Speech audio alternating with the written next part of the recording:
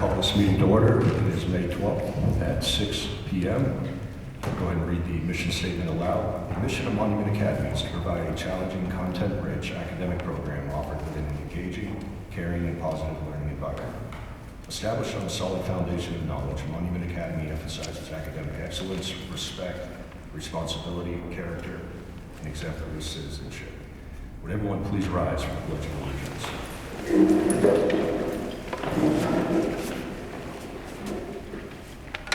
I pledge allegiance to the flag of the United States of America and to the republic for which it stands, one nation, under God, indivisible, with liberty and justice for all. Thank you, everybody. We'll go ahead and start our roll call. Mr. Buchkowski. Present. Mrs. Clinton. Present. Mr. Dole. Present. Mrs. McEwen. Present. And Mrs. St. Aubin will be running about 10 minutes late. And for the record, Ryan Graham is present. We do have a quorum. We'll proceed forward with our agenda tonight. Board, do we have any additions to the agenda tonight?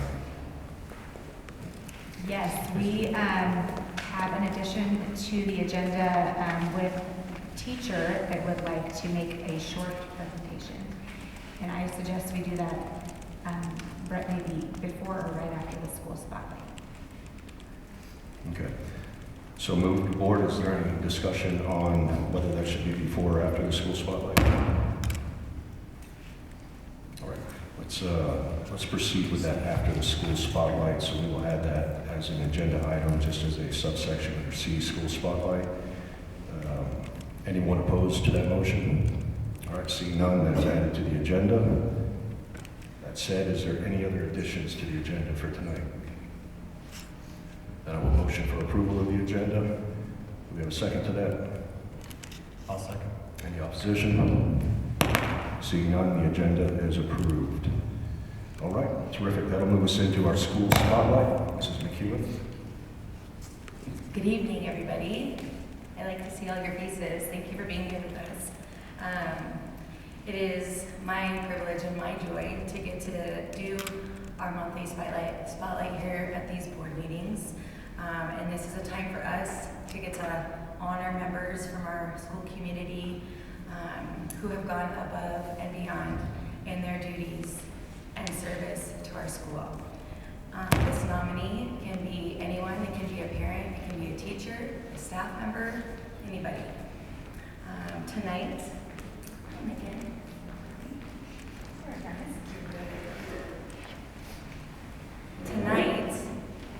we will be recognizing two from our community.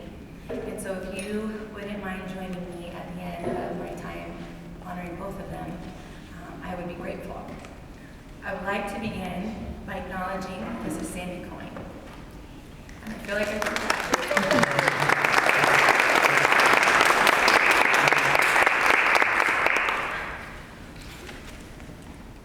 So I can read. It's good that I write this stuff down. Mrs. Coyne is our fourth grade para, and she's worked with us in Monument Academy since 2007 and has been a longtime resident of our area. Her love for the students and her fellow teachers is evident to all. You will find her daily helping in a variety of ways, whether it's outside wrangling all of us in the car line, in the rain, in the snow, in the sunshine, in the wind. She is out there in fun hats and fun glasses. She is a ray of sunshine and joy in a situation that can be very stressful.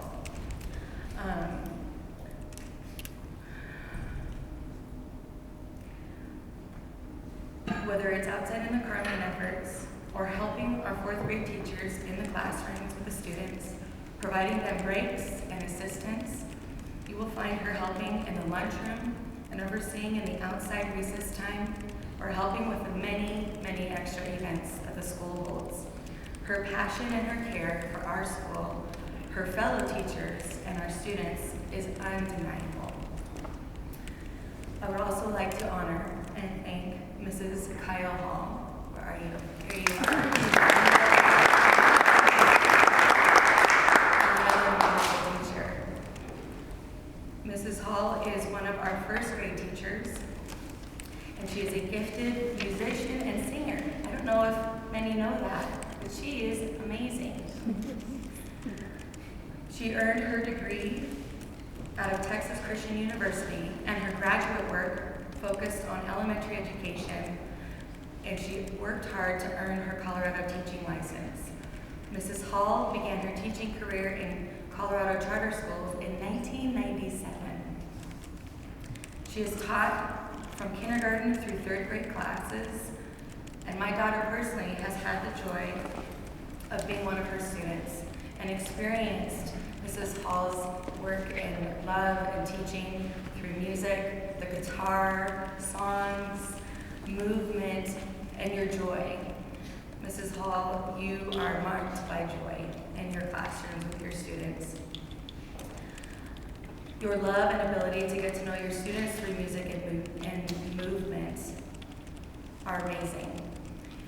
And your joy in the classroom is a blessing to your students and our families. We are deeply grateful to each of you for your hard work and for your unwavering love at all times for our school and our children. Please join me tonight in recognizing Mrs. Coyne and Mrs. Hall for their commitment to our students and to excellence at Monument Academy.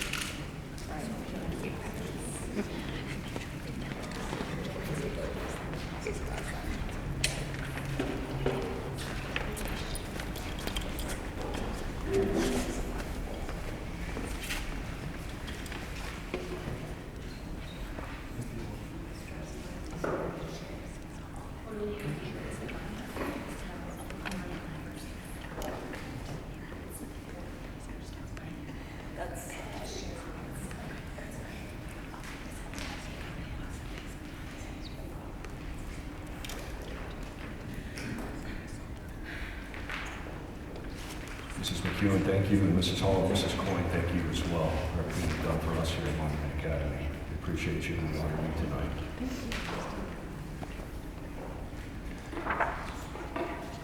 And Mr. Brown, we will move to you, sir. You're welcome to come up here if you would like to speak.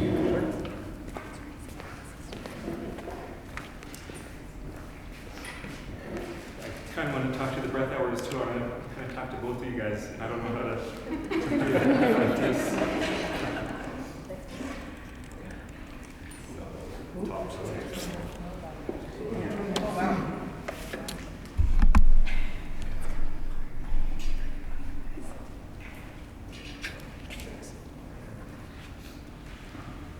Okay, we'll grab it down here.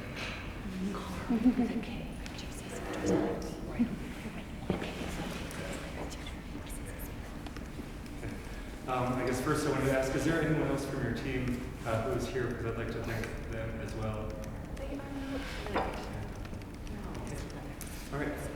So when I was talking with other teachers about what the best way to say thank you guys would be, we thought it should be something that answers the question of what did the funds you gave us do? And so, yeah, this is the answer to that question. It goes towards supporting families. It goes towards supporting teachers who are the people who are teaching your children, and it goes towards supporting what we're teaching your children. And so what you're going to find are pictures of our families, the people we hold here. But you're also going to find what we call our ever statements. That is, if we could boil down what we do throughout the course of the year into one statement, what would that be? And so you'll find that we teach critical thinking. We teach a passion for knowledge, and we tell your children that they are capable of excellence. So, from the bottom of our hearts, we want to say thank you. So, this is you. This is us. We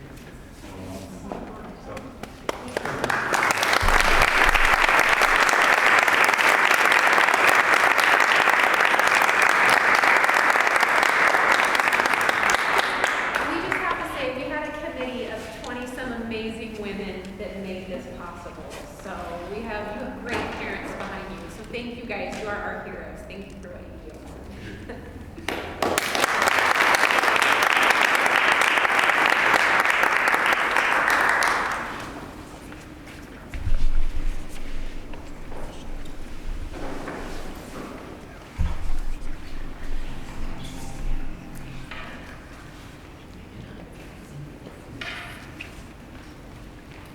Josh and Wendy, thank you for everything you've done for this fundraiser and what you've done to support our parent community, our teacher community, our students. So we recognize that as well. And that was very, very awesome what you did, Mr. Brown. So thank you. And, please spread the word to the other teachers here that were part of this.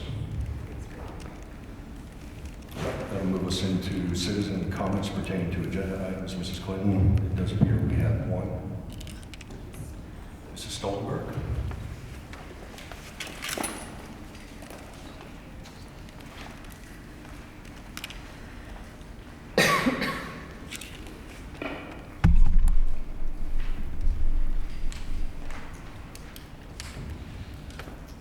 My voice is getting lost in its overuse, so as you consider the proposed org chart, listen to a composition of your own words in context by subject from December when you publicly set out to heal our school.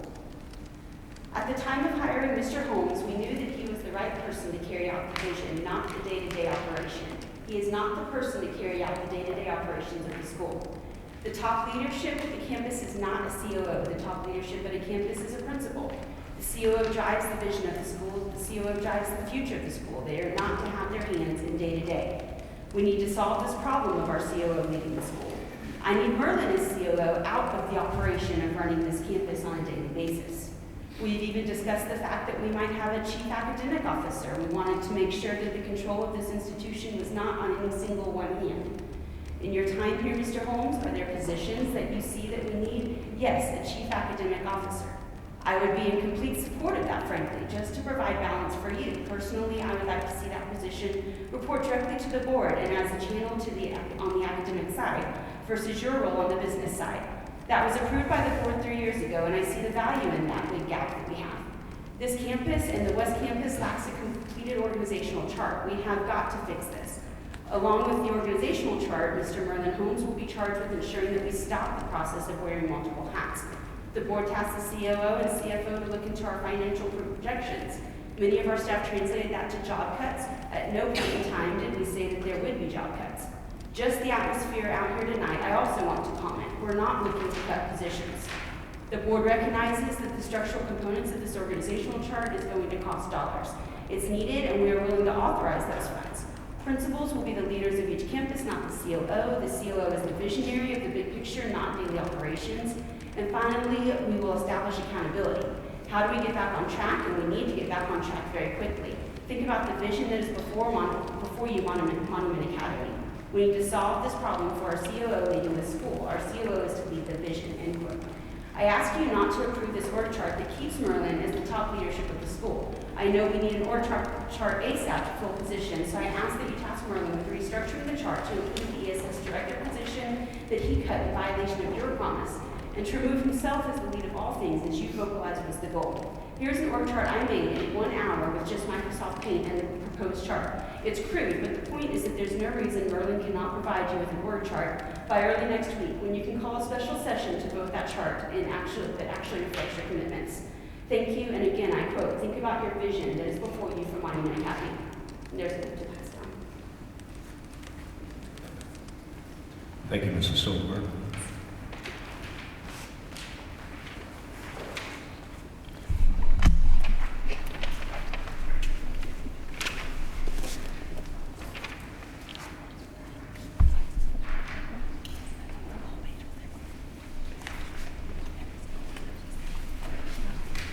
Seeing no further public comment on agenda-related items, we will move into our consent agenda.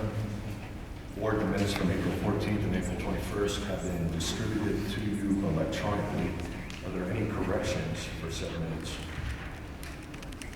Any requests for the minutes to be read aloud? Seeing no corrections or requests, the minutes are approved as distributed by unanimous consent. The next item on the consent agenda is the approval of the June 9th meeting date, time, and location. Are there any objections to June 9th meeting here at East Campus, 6 p.m.? I will probably not be able to attend that day. Are there anyone else that would be absent for that date? Okay.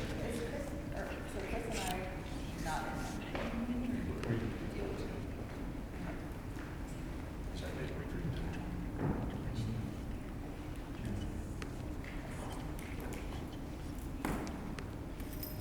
Okay. No further objections. The meeting date, time, and location is set by unanimous consent. That will move us into our reports of administration and committees. We will start with you, Mr. Holmes, with the COO report.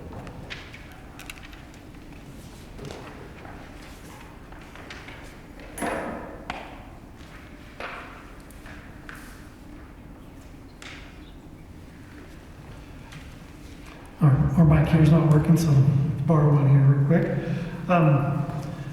COO report for this month, May 2022. The Watchdogs program, if you saw my written report that went out, says that the Watchdog program had been dissolved nationally, which is the news we got and we've been working through, but I'm glad to report tonight that they are back up and running. They moved to Texas and have got going again, so there won't be really a lot of changes to that program as we move forward. The 5th grade class was invited here to this campus for a sneak peek of what 6th grade will look like. That was held on Friday, April 22nd. There was lots of energy and excitement. The kids got to meet, go through kind of a typical type schedule and learn more about the future of middle school. I also attended the Legislative Council meeting of CHASA in April. This is part of the application process for us to become members of CHASA and be able to participate in state level competitions for athletics, arts, music, leadership, student council, all of those kinds of things. The hiring process here at the East Campus continues to move forward and at West as we interview candidates and try to select the best staff for Monument Academy as we move forward. We're hiring some great people, and our admin team has been planning for a fantastic start to the new year. We've already had some meetings about what the August professional development will look like. That's based also on feedback we've received from teachers. Mrs. Leon's done a professional development needs assessment with the staff, and we're moving forward with all of that. Any new teachers we have will go through Capturing Kids' Hearts training on August 4th and 5th. And the enrollment for next year is continuing to grow, but we are still about 25 plus students under our goal, but we are, like I said, adding students.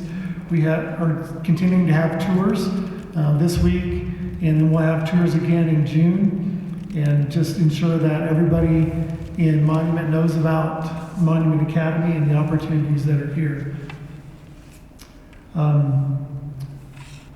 Additional part of the biggest challenge in all of that is the grade where we don't meet expectations or goals that were set when this campus was built is just 8th grade to freshman year.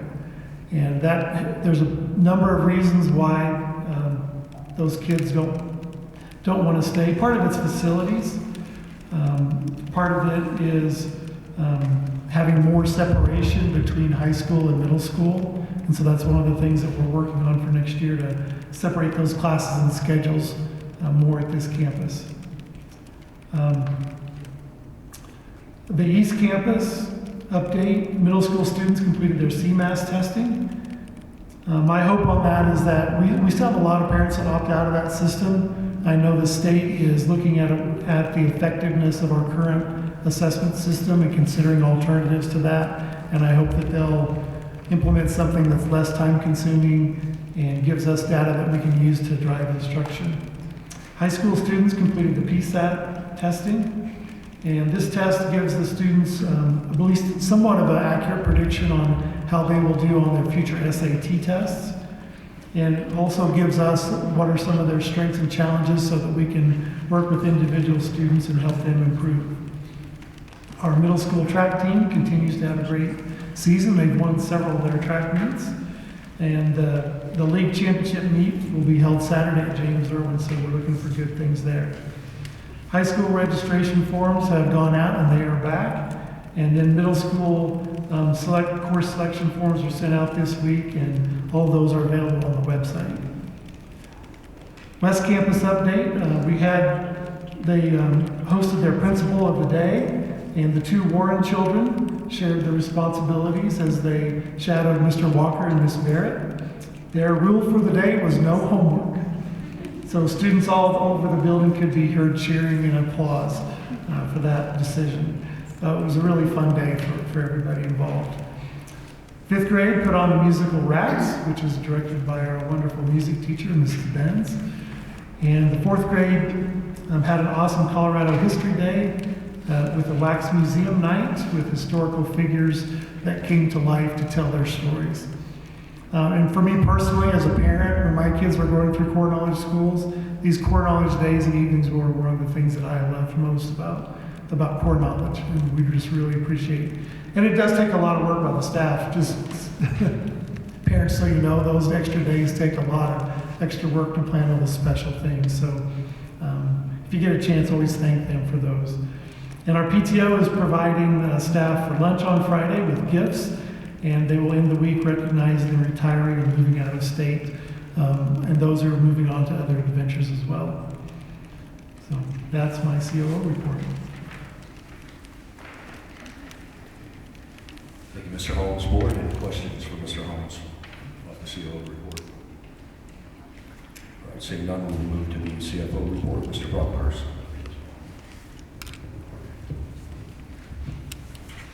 All right. Got 2 months left in the fiscal year, and just a couple weeks left for teachers, and everyone's excited about that.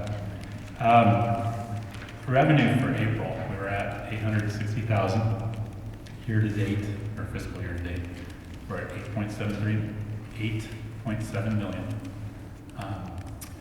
We were a couple days away from being able to deposit some checks we received for grant funds, and so unfortunately it didn't hit this month, but it'll hit next month. So I keep saying that they're coming. They did come. They just didn't get in the bank, so we couldn't book them. Expenses for the month of April was $884,000. Fiscal year to date, we're at $8.1 million, which is 71% of the annual budgeted expense. Same things in terms of variance. There are the purchase services and repair expenditures are lower than monthly budgeted. We had a net loss for April of $25,000. Fiscal year to date, we have a net income of $612,000. Last year at this time, we had a net income of $365,000. So with 17% of the year remaining, I still estimate we'll be on track to hit a net income of around $100,000, give or take $10,000. Aside from that, I don't have any other things besides what was noted in the CFO report. If there's any questions, I'd be happy to answer them. Mr. Brockhurst, I have 2 questions. First off, the grant funds that weren't able to make it into the bank and therefore this report, what's the approximate amount of those funds? It's about $160,000. Okay, thank you. And then currently sitting on net income of $431,000. Understand that we'll reduce that to approximately $100,000 in the next 60 days. That alludes to the fact that the May report, financial report, the June financial report will both have net losses. The May could still have a net income. Okay. June will have a net loss because the accrued salaries that are paid in July and August would book in June. So that's why we have about a $600,000 net income at the moment. a big chunk of that, 500,000 or so, would be paid out as accrued salaries over the next 2 months. Perfect. That was going to answer my second question of what causes that. Thank you. Board, any further questions for Mr. Brocklehurst? Thank you, sir. Seeing none, we'll move on to our committee updates. We'll start with you, Mrs. St. Aubin, for Highway 105.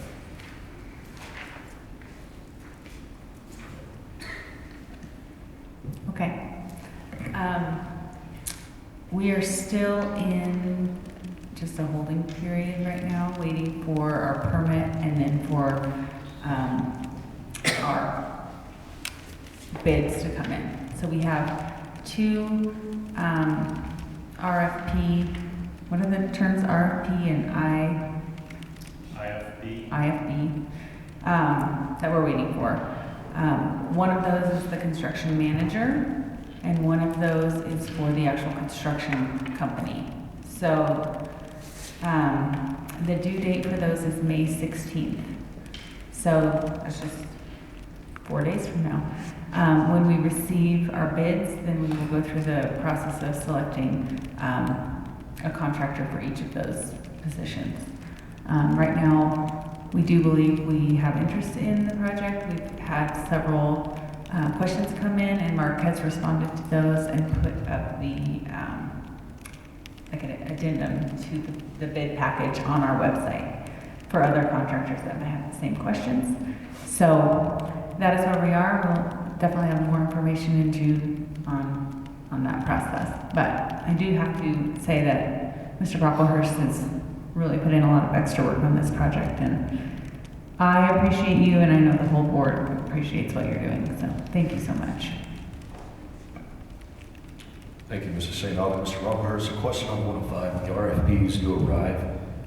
In addition to the IFBs, if they're due on the 16th, will there need to be a Highway 105, just a kind of a special committee meeting for the purposes of review? Yeah, I would say so. I probably want to sit down and look those over. The county and the engineer for the county are also going to want to be involved in looking at that as well. They'll be able to talk us through some of the nuances of that work. So we could reasonably be calling that sometime here in the next week we can have, depending on the county schedule. I think so, yes. Oh, terrific, thank you. Moving on to curriculum, Mrs. Clinton. No report. Moving on to SAC West, back to you, Mrs. St. Aubin. This is really awkward. Okay. The SAC West Committee accomplished a lot of things in the last month. We met 2 times in May to finish reviewing the survey results and then put together the letter of recommendation.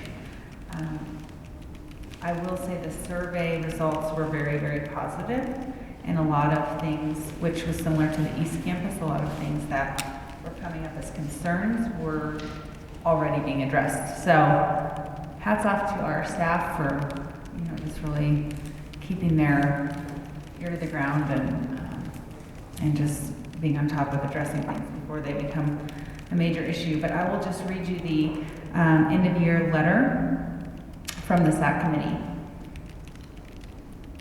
Dear Monument Academy Board of Directors and Administration, the MA West School Accountability Advisory Committee for the elementary campus completed an end-of-year parent survey in April and reviewed its results at its May meeting. After discussion, the committee would like to make the following statements and/or recommendations to the board. It is important to note that the survey had 35% participation from the West parents, 158 responses, with the majority of questions rating 90% or higher in satisfaction.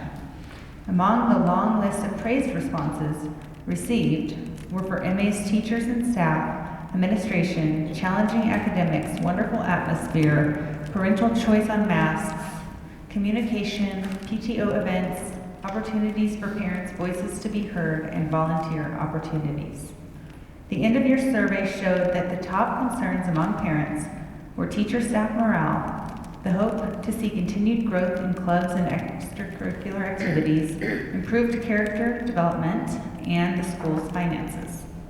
First, the committee is pleased to learn that we were able to raise $154,000 from the Invest in Tomorrow event, and out of these funds, teachers received a bonus of $1,200. We are so pleased at the amount of community support that was drawn in to help with this event, and it just shows how dedicated the parents are to make sure our school is safe and how important the staff and teachers are to the parents. We discussed possibly looking into more fundraising for this throughout the year and possibly starting a monthly donation to help boost salaries and morale. Secondly, we are pleased that so many extracurricular clubs have been started and hope that this will continue to grow throughout next year. We appreciate the effort the board and administration have put forth, as well as the support from teachers and staff to reactivate these opportunities and keep them going strong. And lastly, with regards to the concern for building student character, we were informed that MA West is revamping a new character education program next year. We do not have all the details yet, but we're told it will conform better to our trivium, grammar, rhetoric, and logic. This will be fundamentally more age appropriate and will grow as students get older, such as elementary learns it, middle school applies it, and high school lives it. We are so thankful that we have a staff as concerned with building our children's character as we the parents are, and as they grow into the future, our hope is that their character will flourish at MA West. SAC West would like to let the MA West community know that their voices are heard through these surveys and appreciates the time they put into responding, and that each voice matters in helping build our excellent educational experience at Monument Academy. Best regards, Christy Messer. So, I think that's a great SAC report, and thank you to everyone who participated in the survey, and thank you also to the SAC committee.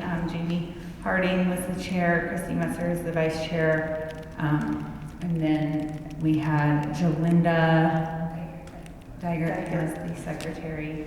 We had a PTO representative, Kim Case, Brittany Blair as the teacher representative, and Mr. Walker and myself. So. Did I miss anyone? Miss Barrett. Oh, and Miss Barrett. And Miss Barrett. So, thanks to everyone, and that is a wrap for SAC West this year. Awesome. Thank you, Mrs. St. Alban. Mrs. McEwen, we will move on to you for SAC East.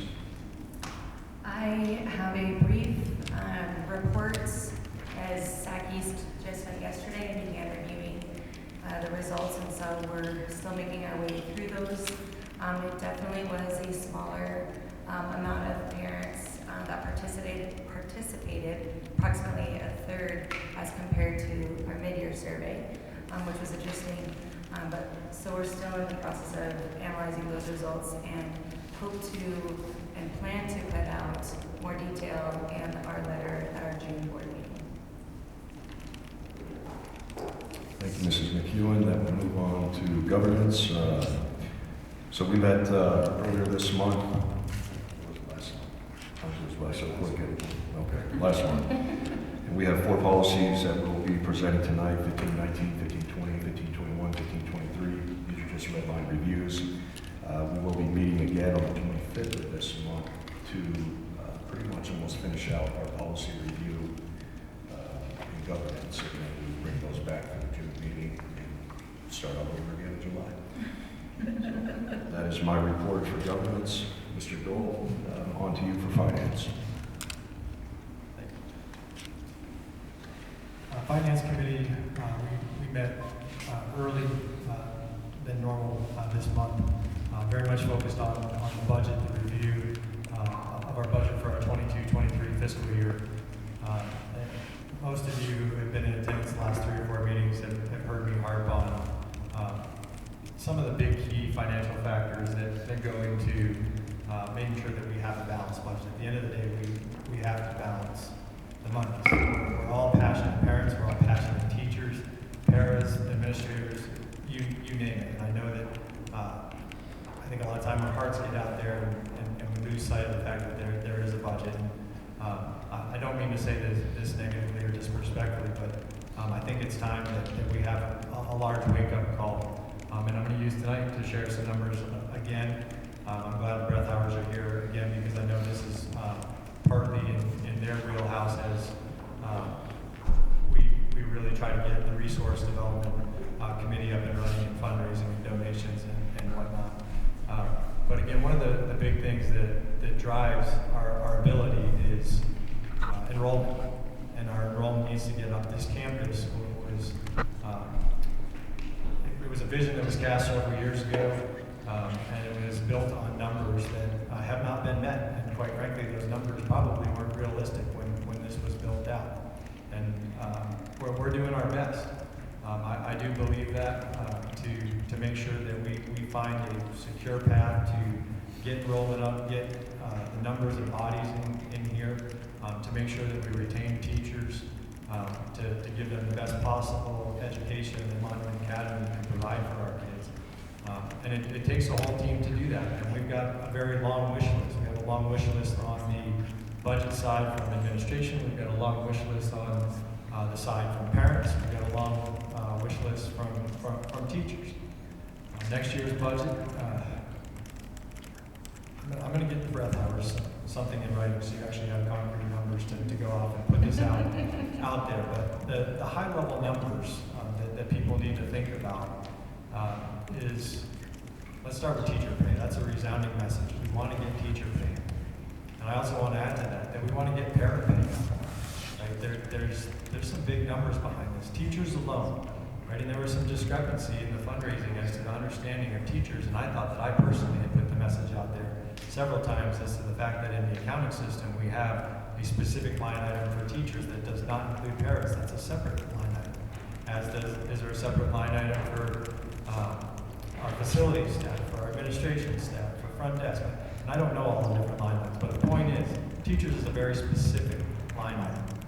That line item alone to close the district, or our gap in the district, 20%. And our current payroll is $720,000 more. $720,000. To close the gap. To close the gap. Okay, $720,000. $720,000, I'll say that. A lot. Yes, It's really it's a lot.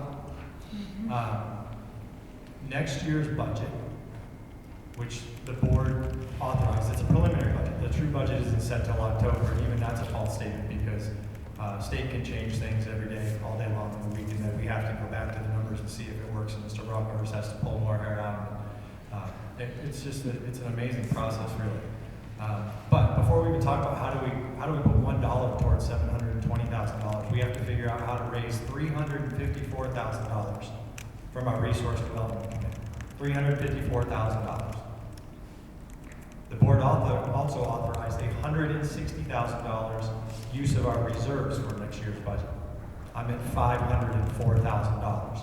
We haven't put a single dollar yet to $720,000 for our teachers. Our community, and we're going to talk about this later, but I'm going to just put a little information out there about SROs. The SRO is somewhere around $80,000 or $85,000 is what it costs us for one. We all want one full-time at each campus. Add another $80,000, and then $584,000 before we touch the $720,000 for the teachers. We haven't made decisions on faster yet. There's costs and money there. Everybody talks about it, but there's a conversation about the bus service, bus driver, insurance, upkeep of the bus. It keeps going. There was mention of a chief academic officer tonight. I'll throw a number out there. I don't know if it's even right, but throw another $120,000, $150,000. Okay, I'm building somewhere between $750,000 to $1 million before we get to $720,000 that we absolutely need for our teachers. It is time for our community to start contributing financially. The Breath Hours and their team and resource development, saying that I know that they've got a task before them. There's some great ideas. There's going to be the pledge. If every family commits $1,000 per student, we raise $1 million. I know that every family can't afford that. There's metrics that we've looked at, children that are on meal plans. I don't expect those families to be able to afford $1,000. There might be some that can only afford $5, but we have a lot of money that is needed to meet our wish list, which meets the needs of our teachers, our students, and what this foundation is supposed to be all about. We can get there, and the numbers come down actually very, very quickly when we start getting $9,000 per body to fill this campus. We're at a point where it's a double-edged sword. We have seats that we need to fill. In order to keep the seats filled and keep the enrollment up, especially in that 8th to 9th grade transition, we need a secondary campus. Secondary campus, $12–15 million, right? So now we've got to add in for our debt service just for that alone. These numbers keep going, and I have to keep messaging this loud and clear that in the very near future, as resource and development and our fundraising committee starts to ask, you need to take a hard look at it. You know, I think about how much money I might spend on an annual basis for wine, right? And how much do I give to the school to make sure my kids are staying educated so that the teachers that I want in this building stay in this building? We all have to make sacrifices at some level. And that messaging is going out now. You're hearing it now from me. You're about to hear for the ask for resource development, fundraising. And I hope that all of our parents, to whatever ability that is, I hope that every one of them answers the call in some form or fashion. We all talk about, and I'm going to say you can read about a biblical standpoint, but you can also hear it in our messaging for our parents. It's time, talents, and treasure, right? We talk about volunteering. Volunteering is fantastic. I hope those levels don't change. I hope they go up. I'm excited about the DOGS program. I hope that keeps our fathers in. I hope we get the DOGS program established at this campus specifically because of the influence it has for middle school and high school. But we can't fall and make the school work on time and talent alone. Treasure is the other piece. That's our financial giving. We've got to get it done. Thank you. Well said, Mr. Ford. Taking the time to do that. That will move us on to buildings and facilities. Mr. Buczkowski. No report. Mrs. Clinton, volunteer today. No report at this time, just waiting on some, to meet after we have some more discussion and some ideas run past at the retreat. And Mrs. St. Aubin, the RDC Resource Development. I guess we know who the MC will be at the next event. Chris makes a very compelling argument, and it's a little bit stressful to hear all those numbers. But I think if we can all work together and everyone contributes and starts contributing, it won't take a long time. We have 1,200 families, or 1,200 kids at this school. So getting Monument Academy to a place where pretty much every other charter school is, where families are making a monthly donation, is big goal for resource development.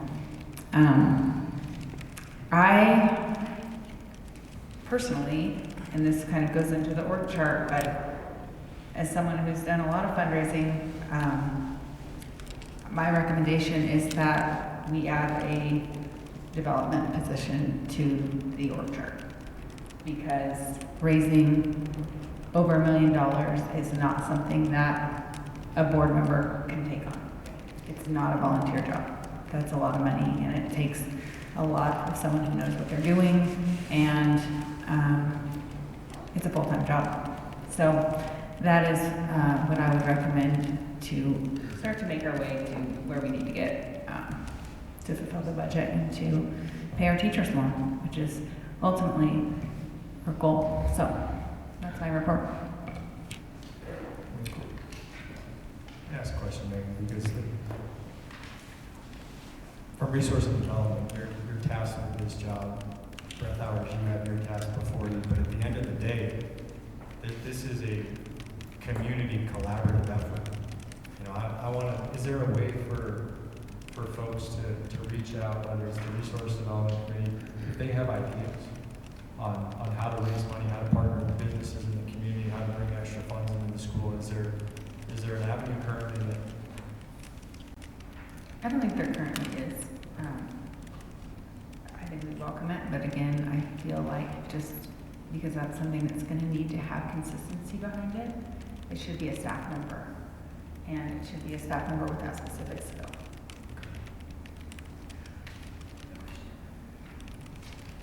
Thank you guys for updating with that information.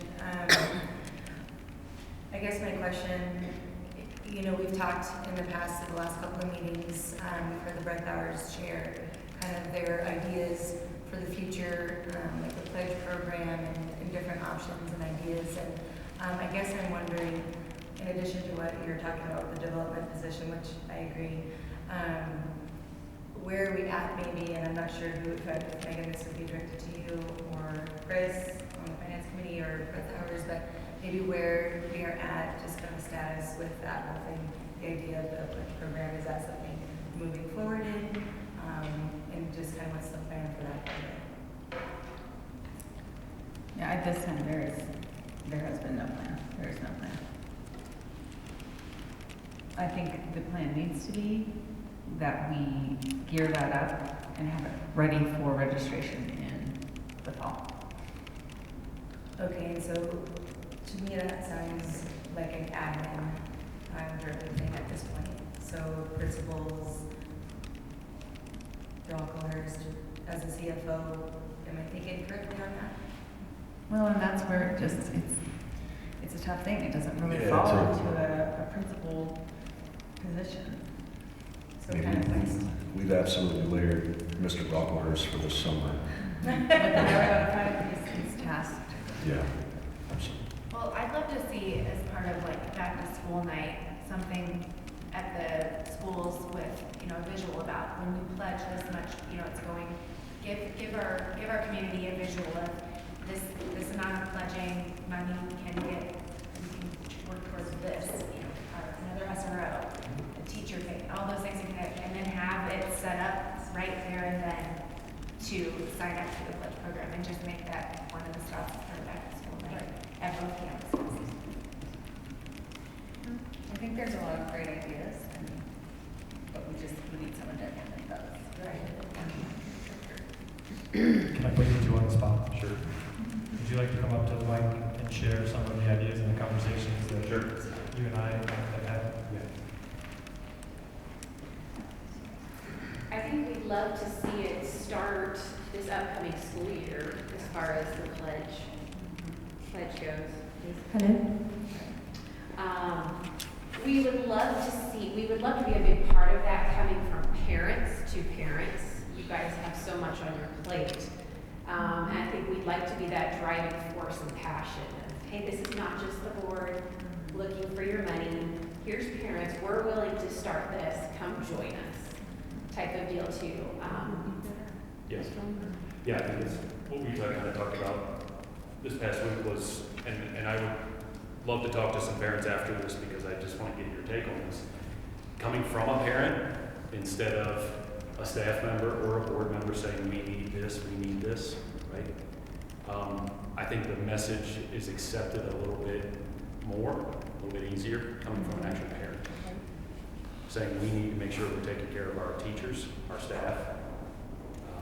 And so I think it actually has to start, not necessarily with one of us, I don't know if we're volunteering for that, but a parent. Well, and I've thought, if we did 50 parents, and those 50 parents reach out to, parents they know or don't know, phone, email, it's gonna be a grassroots effort to build it, and then once it's going, it will become the norm, but it's just, we have so many families here who never had to give. And so it is gonna take parents asking and a team of people asking.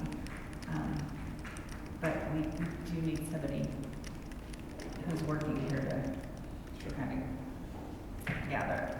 And I think, like you said, that beginning of the year, saying what that expectation looks like. Mm-hmm. We need to put those numbers. I mean, Chris just hit the nail on the head. We need people to understand this is what we need, and this is exactly what Lindsay said, what it's for. So I think at the beginning you're saying, this is our expectation, this is something new for Monument Academy, and here's why. I mean, listening to Chris do that speech, I don't know why a parent could not want to support that. So, yeah. Agreed. And the other thing, and Mark and I have talked about this a little bit, is just getting something on our website that makes it very easy to click and do a recurring gift. So we discussed that, but we have, you know, I think that will be part of the effort needed to, you know, maybe with the fall being the target of, let's get this all ready to go by the fall. When we get into the organizational chart discussion of this, obviously, Ms. St. already present a motion or discussion on that, but would like to circle back to, depending on how this board postures tonight on that position, who's going to spearhead this? I think that's something we can define. And, you know, Josh and Wendy, you guys are phenomenal. I mean, I'm sitting here with the assumption that you're willing to be part of this, but I don't think maybe that question has been asked. I haven't asked you, but if you're willing to be a part of that, I mean, I think truly that would be an honor for this school, but certainly know that we all have livelihoods, lives, families. So the nods are telling me that yes, you would like to be a part Yes, of for this. sure. Perfect. This is important. Terrific. Very Well, good. and we appreciate that sincerely. That said, let's move into our board discussion action items. We're going to start with future recording, uploading of board meetings. Mrs. Clinton, if you want to take the lead on this, since you put this together. Sure, so you each have quotes that were included in the board packet, and Chase, I see you back there. Thanks for coming tonight. So I'm just going to start with the motion, and then we can go from there with discussion. So I move that we return to recording our meetings and upload within 72 hours with the option to live stream if provided assistance from the tech department. So the tech department is always going to help us? So there is a motion on the table. Is there a second to the motion? And remember, a second just opens us up to discussion. I'll second the motion. All right, so that opens it up to discussion. So the quotes, I sat down with Chase, Mark, ladies in the tech department, West. Actually, you're at both campuses, correct? You come back and forth. So we talked about what kind of needs we would have if we were to start recording again. We some of us have had the community reach out and ask, you know, if we would consider doing that again, just to have them, you know, we have some people that aren't here tonight that usually are here. There's just different life circumstances that we can't make every meeting, but it would just be a way for us to reach those people, and another tool for the two-way communication that was mentioned in the SAC survey. So I got quotes on some equipment that would be useful for us to have, and there's two different quotes. One includes a board-dedicated laptop that would be configured according to the room that we would generally be meeting in, and then the other one does not include that laptop. And I've asked Chase to be available if we have questions, because I'm not going to pretend to know all of the tech stuff. Well, I guess my question would be, who's in charge of running the Zoom and the tech and all of it? Chase? So you'd be committing someone to be at every meeting? Do you want to come up here, just in case they have questions? I mean, you expressed to me that you would probably be able to help, but I don't want to force that on you publicly either, so. Except that you're coming. Okay, so my short answer, Yep, you're on. my short answer would be, for live streaming, you can absolutely do it. If there is a Zoom meeting that needs to be moderated, that'll have to be an entirely separate additional role that'll have to be filled. A live stream we can certainly manage, but managing an entire moderating and choosing questions, choosing speakers, would require a Zoom director, a Zoom moderator of some sort to be available. But you're saying we could live stream without having it to be, it wouldn't have to be the Zoom meeting. So like we talked about, if someone from tech was here to help us get set up before each meeting, it really would need to be touched then, once it's live streaming. It doesn't have to have somebody sitting there moderating or managing it the whole meeting. They would just be able to help get it going, and then they would be able to proceed from there. And we can record that live stream so that it would also be available for viewing later. Is that correct? Yes, that is correct. Is the live stream automatically recorded, or does that have to be managed, that process? We'll be using YouTube's built-in live streaming tools, which include archiving. Okay. And can you explain a little bit about what the advantage is to having our own dedicated laptop versus if we would really need to spend the money on that? Audio video equipment in general requires some setup and configuration for every use, and it always requires a slightly different setup and configuration for a different computer or different hardware or even just a different port on the same computer. And by having a dedicated computer and dedicated ports and dedicated everything, we can guarantee that it can be set by someone with a minimum of training and not someone who needs a lot of experience in the system to make it just work the first time. And there's, I mean, for example, he showed me there's different, like there's a dedicated computer at West Campus BNPR. So it's not common around here to have a computer that's specific for each, like rooms that have different events. So that's why it's included in one of the codes. Ms. Glenn, I appreciate your passion on this. It's not just me, Mr. Green. I know. I'm going to speak from just me. I'm all about recording the meeting and uploading that. But like you're going to be on next month, who's going to be facilitating the live stream? Chase, I've got that you're 8 to 5 or? I can do here for that. Oh, I mean, are you being paid for that? Are you being compensated for that? It's within terms of the existing support contract. So you would be here to set up in every meeting, special meetings. I mean, we have special meetings that are sometimes called within 24 hours. I know regular meetings. I'm not certain on special meetings. Could we teach somebody to train? Is it easy enough that you could train one of us? Like Lindsay and I particularly, we would need the dedicated, it's either her or I to take responsibility for it if we're not available. Especially with the dedicated laptop. Yeah, I think that'd be great. Okay. And we would just have to, then with the board changing each year, have somebody that has to meet with tech to just get those basics. For example, when we would have special meetings that are called quickly and he's not available. How long does it take to set everything up prior to the meeting? Well, most of it's just the wiring. The computer itself, starting the stream, 15 minutes, but all the wires have to be in place. The network and the audio cable and some power. Pretty straightforward. Yes, but it's a fair number of cables to run. I mean, I think ultimately if the board supports this, then there's going to need to be some commitment from board members. I mean, I got here tonight and had to set up all the mics and it's probably why they're not working well tonight. So the point is that, I mean, there has to be commitment. We can't show up at 5:55 and try to set this up and then, I mean, the anticipation or the expectation to the community, at least for me, would be we start at 6 and so, I mean, I'm not going to shy away from this if you guys want to take this responsibility on. Like I said, I'm very much in favor of recording our meetings and posting the recording. That's a simple procedure, but the live stream portion, I remember last year, every meeting we had issues.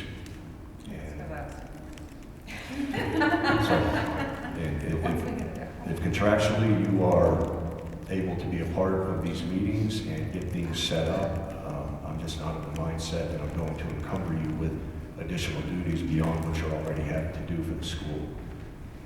Well, and I think I would add, I would prefer not to encumber any of us board members with more duties than we already have as well. So if it falls in your purview to support us in that way, I think that we individually have heard a large desire from our parent and staff community to have this available for a variety of reasons. There's a lot of information that goes out, that we put out The here. live stream or the recording, or both? Both, Yeah, there is a large desire from the parent community and staff community. I think it's a worthwhile investment, but again, I don't. It's all we can do to manage all of our lives and be here by 6.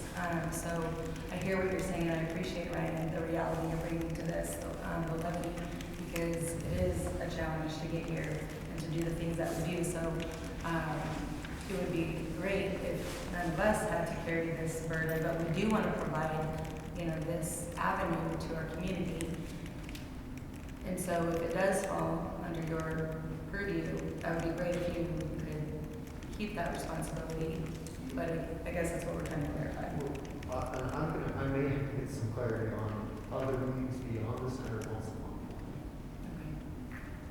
Because I don't know. Want to clarify what the other meetings look like besides the regular schedule, so he doesn't understand. Oh, and from my office. Hopefully that's okay. Well, would it be fair to say that we record or live stream our once a month regular meeting, but that special meetings may not be live streamed? Yeah, we just record it, we can record, that's easier to just do the recording of special meetings and then for regular meetings. Yeah, so I was just asking. The other thing is you are adding 7 board member. That could be, a responsibility, that isn't in the job descriptions now, that could be kind of put into that new person's job, not necessarily a new person, but that new position's job description. So Chase, we have a monthly meeting. That's obviously a regularly scheduled meeting. Sometimes we have a special meeting that we have sunshine laws we have to abide by, as long as it's posted 24 hours prior to time of day, location, etc. And therefore that's where these can happen very quickly. You get a phone call, email that day, hey, can you be here tomorrow night? You're not available, who's going to be? I understand the point if we move forward with this with only for our monthly regular scheduled meetings. This is up to you guys. I certainly am not one that's going to try. I'm not oriented when it comes to technology, as you can see tonight with the mess in the mics. But the point is that somebody's going to need to step up on this board and guarantee that that's going to happen at our regular meetings. Because the moment it doesn't, we're going to get hit with a lot of emails. So if somebody wants to take that on tonight, whether that's Misty or Lindsay, I'm willing to support that, but there's got to be commitment. Lindsay, I'm willing to share this responsibility with you, but not take it on myself. My 2 cents is that it doesn't become a board member's responsibility. That if there's a way that either Chase or another staff member, that they get it in place before each meeting, then live streaming and recording can happen. But I don't think that that's something that we as a board would be able to actually execute real well and pull off on a consistent basis. So I would prefer we first find a way to explore whether it's Chase or somebody else that they have the responsibility to do that. And as we know on this board, we can have that expectation that a staff member, but it just doesn't always come to fruition. Everybody's got lives and got families, businesses, they're getting out of here. So I'm not pushing back. I'm just trying to bring the realist approach to this, that ultimately we're going to be encumbered with something and put ourselves in a position. And as long as, and I agree with Joe on this, that a board member shouldn't have to, but a board member is going to be expected to if it doesn't come to fruition when we show up here. So. Can we table this and explore between Lindsay and I with, Mr. Holmes or what this can look like potentially moving forward so that it is not a board member duty? Okay.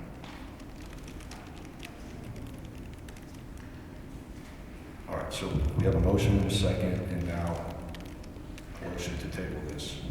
Okay. Is there any further discussion on tabling the motion? Any opposition? Seeing none, we will table this.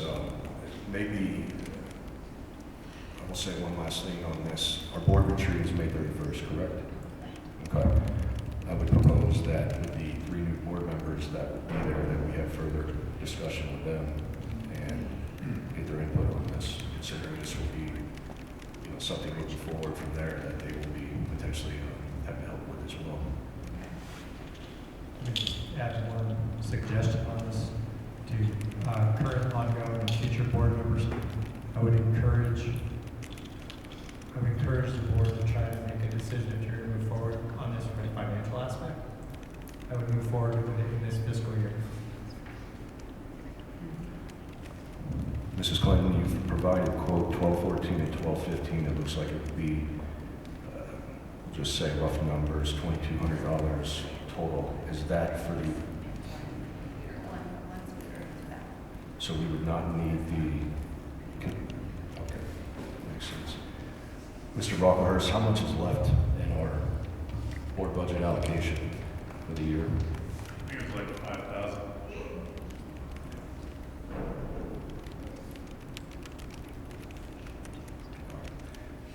So this is tabled for now. Let's move on to red line review of policies. Mr. Wichkowski, would you be willing to lead this discussion on some of the changes? Yes, sir. So there are a few policies here in your board packet that we edited at our last governance meeting. And most of these are fairly simple edits. Like the first one I'll start with is policy 519 or 1519, I'm sorry, for the advertising policy. So in Roman numeral 1A, this is the largest edit in the document. And before, our advertising policy was specifically for publications. And where we edited it is that we can advertise we want our policy to allow us to advertise in any way that we want as a school. And so here, the major change was, it sort of reads that Monument Academy accepts advertising from advertisers that meets the standards of this policy. So we're just going to move beyond any publication and allow advertising to be accepted per the terms in the rest of this policy. So in parts 2, B, and C, there's just a little will shall edit. And then the only other sort of change of note is in C5, where we added protected before groups, before group, instead of having to list every sort of protected group that might come about or exist today. We wanted to refer to them there. And so that is all the edits to that policy. Any questions about the advertising policy? Okay. The next one in your packet is 1520, which is public comment to the board. But I'd like to come back to this one and look at the others first, because those are much simpler. So the next one, if you could scroll to policy 1521, which is student fees and instructional fees. There's only one red line here, and that's that we reviewed it on April 27th as a committee, and that we're basically accepting the policy from the previous year. So there's really no change to the policy. We're just adding a review date to it. The next one then in your packet is 1523, which is the Monument Academy class size policy. Here we're just making one revision, so that's in section 3B we're removing the Monument Academy Strategic Plan 2016 because it's just not a related document anymore.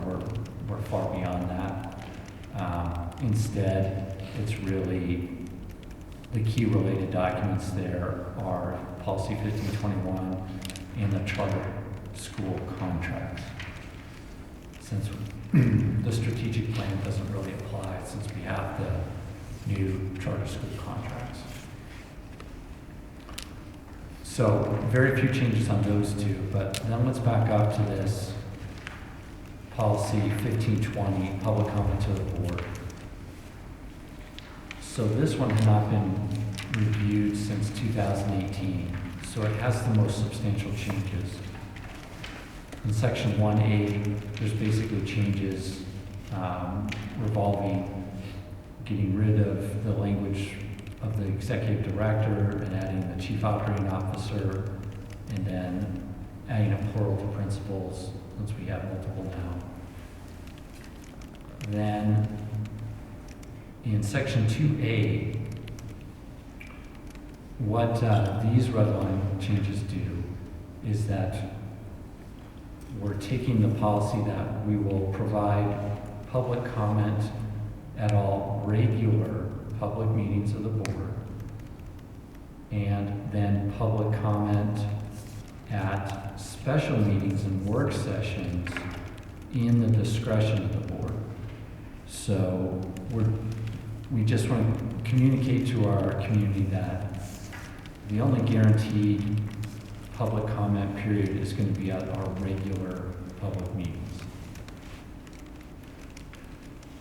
Then the edits in section 2B are all about bringing the policy in line with the practice of the sign-up sheet we're using, with one addition, and that's adding that the person who signs up to speak would add their physical address so that it can, if necessary, be verified that it is within the district. And that's something that we didn't have before, but is actually necessary for the policy. The rest of the edits are honestly just sort of grammatical.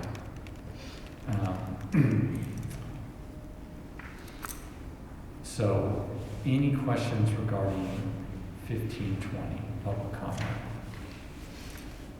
Could you maybe just speak to policy statement 2A and the heart behind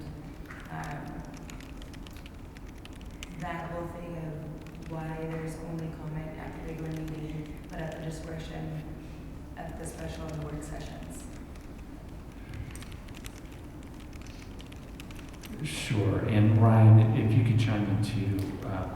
So my memory of our discussion in this committee is that it hasn't really been our practice to have public comment at special meetings or at certainly the work sessions. We wanted to leave the door open that if we announced that there would be an opportunity for public comment, that we would provide it at those. So that's why it is in our discretion. But we don't want to communicate to the public that they can expect that there would be a public comment period, since that is not something that we have traditionally done as a board. But yeah, we received pushback on this when we would call a special meeting, especially a last minute special meeting, 24 hours, and then it was like, hey, why aren't you allowing public comment on this meeting? It's like, we're going to discuss this one piece and executive, whatever that may be. But moving forward, I mean, obviously we've always had public comment at our regular monthly meetings. So that was the context of this. You know, I'm not against any public comment, but when we can say we'll have this public comment at our regular monthly meeting versus trying to have somebody prepared 24 hours prior to run in here, give a comment, that was kind of the logic behind it. But, you know, this is for you guys to make a decision on, review-wise, if you want to proceed with the idea of public comment at every meeting and you put that on the agenda, whether or not anyone shows up to give comment at a special meeting, but this is going to ultimately be your guys' call. And my question, just to clarify, is just so we all understand and accurate information is put out as to why we made this change. So I don't have an opinion either way at this point. Thank you for clarifying. But not really a change, because we've had a lot of special meetings where we did not have public comment on the agenda this past year. This is just to clarify when the questions are coming, why are you doing it like this? This is codifying it into policy. Right, yeah. So like Ryan said, this hasn't been touched since 2018, and so we're mostly trying to bring the policy in line with the practice, because those two at some point have sort of diverged slightly.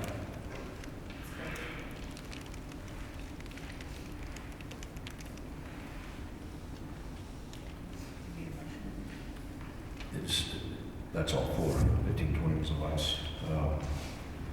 So at this point, yes, we could entertain a motion. Second, open it back up to discussion. A motion to approve the changes in policies 1519, 1520, 1521, and 1523 as proposed by the Governance Committee. Second. Second to the motion, any further discussion? All right, seeing none, Mr. Buczkowski, how do you vote? Aye. Mrs. Clinton? Aye. Mr. Dole? Aye. Mrs. McEwen? Aye. Mrs. St. Autumn? Aye. For the record, Ryan Gray votes aye. Motion carries. 1519, 1520, 1521, 1523 have been approved as revised. Mr. Buczkowski, can you make sure they get uploaded to the website with the new revisions?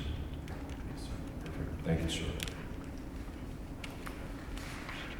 That moves us to our East Campus Parent Handbook Review. I believe, and correct me if I'm wrong, Mr. Holmes, you're going to take the lead on this. Yeah, we have begun.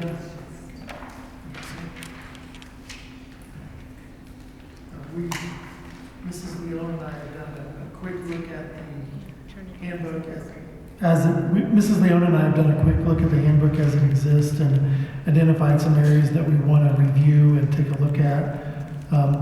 The process that we're proposing is that tonight is just a first look at that, give the board a chance to also comment on various sections of that handbook. As well, I know that my understanding at least is that the handbook hasn't been approved every year by the board. And so we feel like because it's a very important policy document that goes out to parents, that it should go through a board review process as well.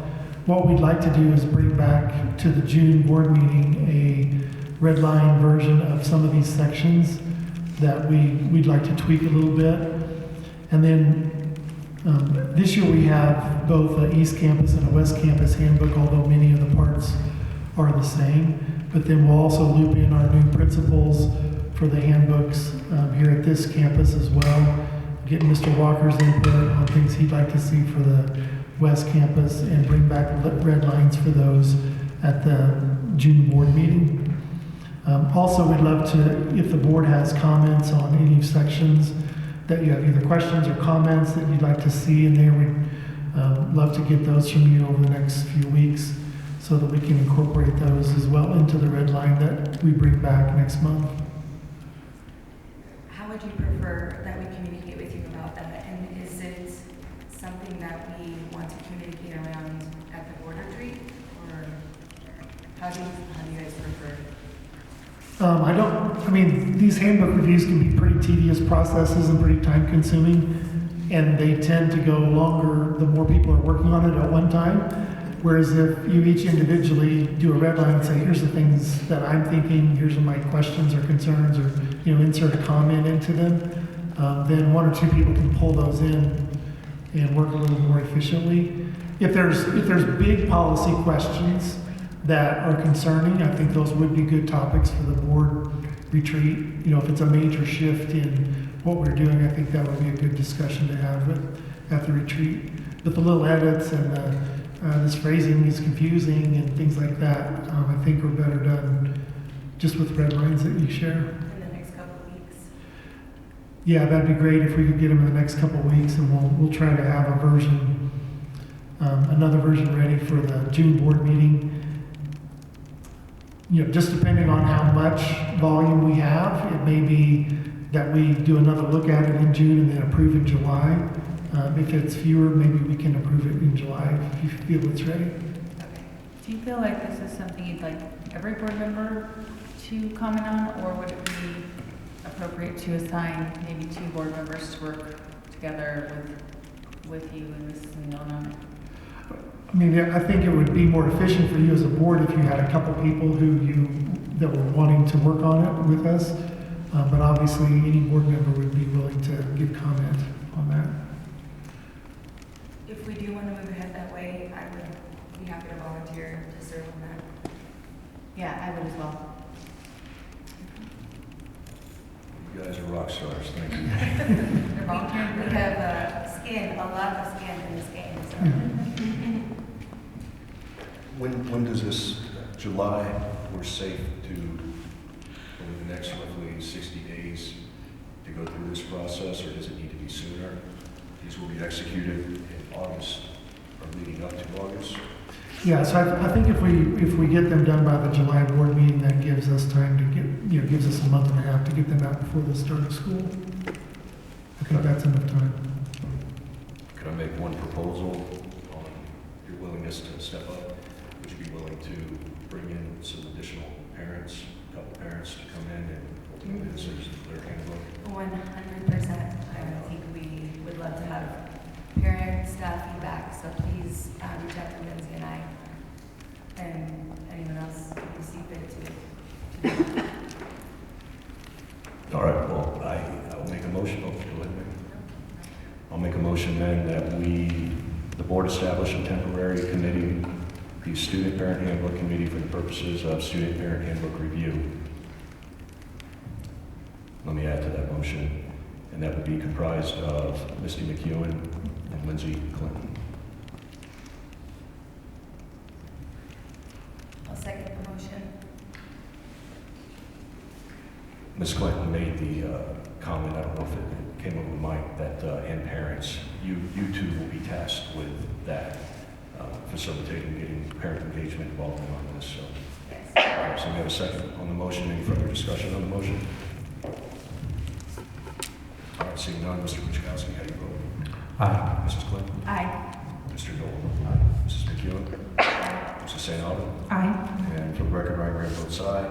Thank you, seriously, both of you for stepping up. This is a big task. I started reviewing it, going through it, and there's a lot of changes that probably just need to be updated, in addition to some of the red lines we've already seen tonight. So, all right, let's move on to organizational chart.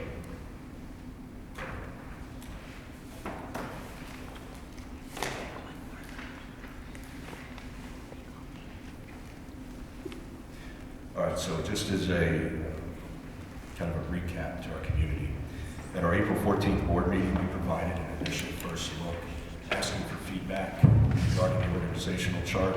We also tasked Mr. Holmes with getting this out to the staff and the teachers, and tonight we're obviously going to be asking, what the responses were from the staff and teachers to Mr. Holmes. But at this point, being that Mr. Holmes was tasked with putting together the organizational chart, I would like to turn this over to him and have him speak to it. I know the board's going to have a lot of questions tonight regarding this.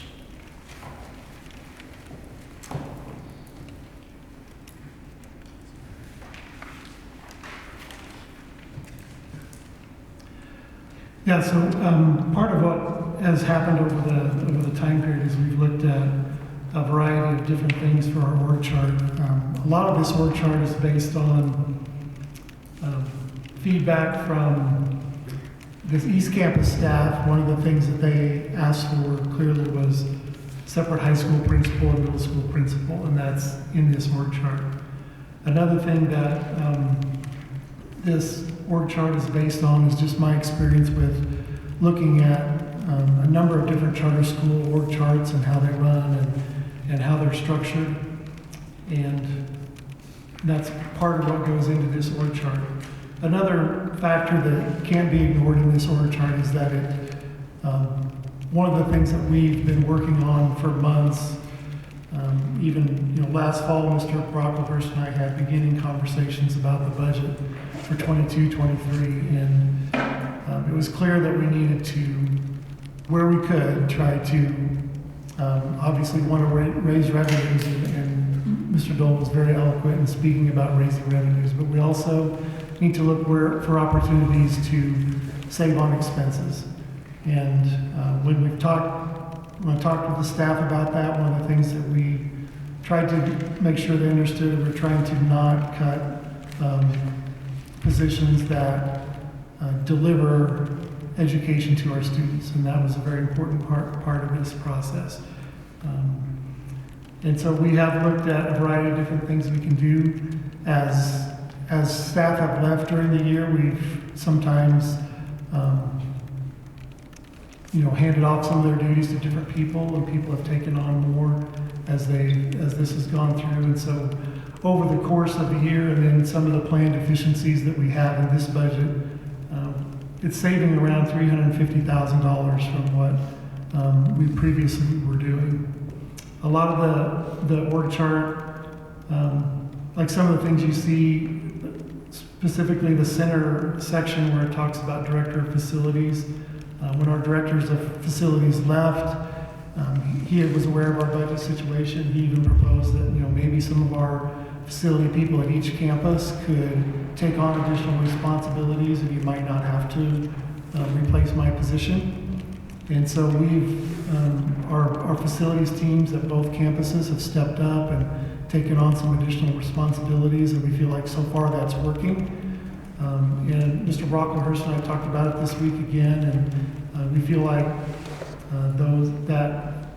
that position doesn't have to be filled right away. Maybe something that, as we move into the future, we think, okay, that's really not working as well as we'd hoped, and we would bring that back. But that's the way a lot of these positions are. The efficiencies that are built into this are things that I feel like we need to do now to make sure that Monument Academy is fiscally solvent, and that we don't run deficits so large that we go below our required board covenants and reserves, because that would then put Monument Academy in the jeopardy of existing and lose our buildings.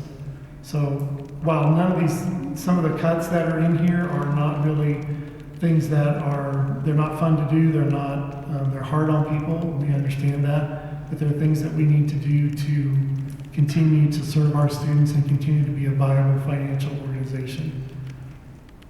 One of the things that I wanted to also do in this org chart, and partly it's communicating with staff as well, is that building principals have a lot of authority within their building, and that the people that in those buildings respond to their autonomy and their authority. And I think it really empowers our principals to do what they need to do and be the leaders and directors of their particular parts of our school.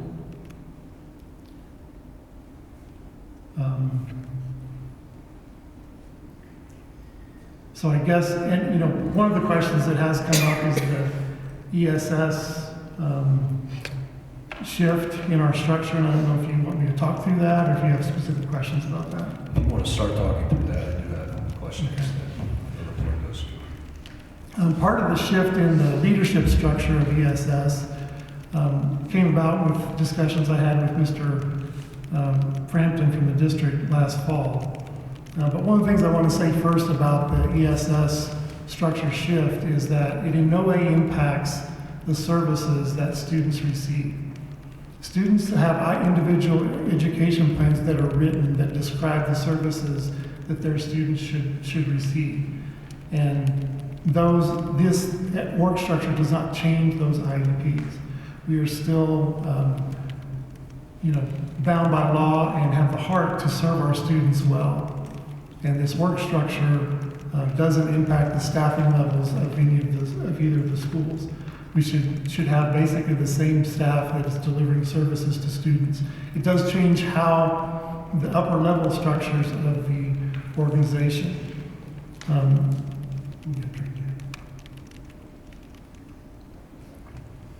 And just to give a little history on this, and I confirmed some of this with Ms. Barrett today, is that for the first vast majority of MA's existence, our special ed work structure was that the campus reported really to the district, and we had ESS teachers and service providers and things like that that provided services, and then contractually the oversight of a charter school was always through the district.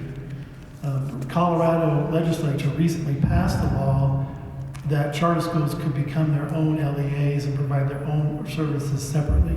But that's a very recent law change, and Monument Academy has always operated under the direction and authority of the school district for special ed.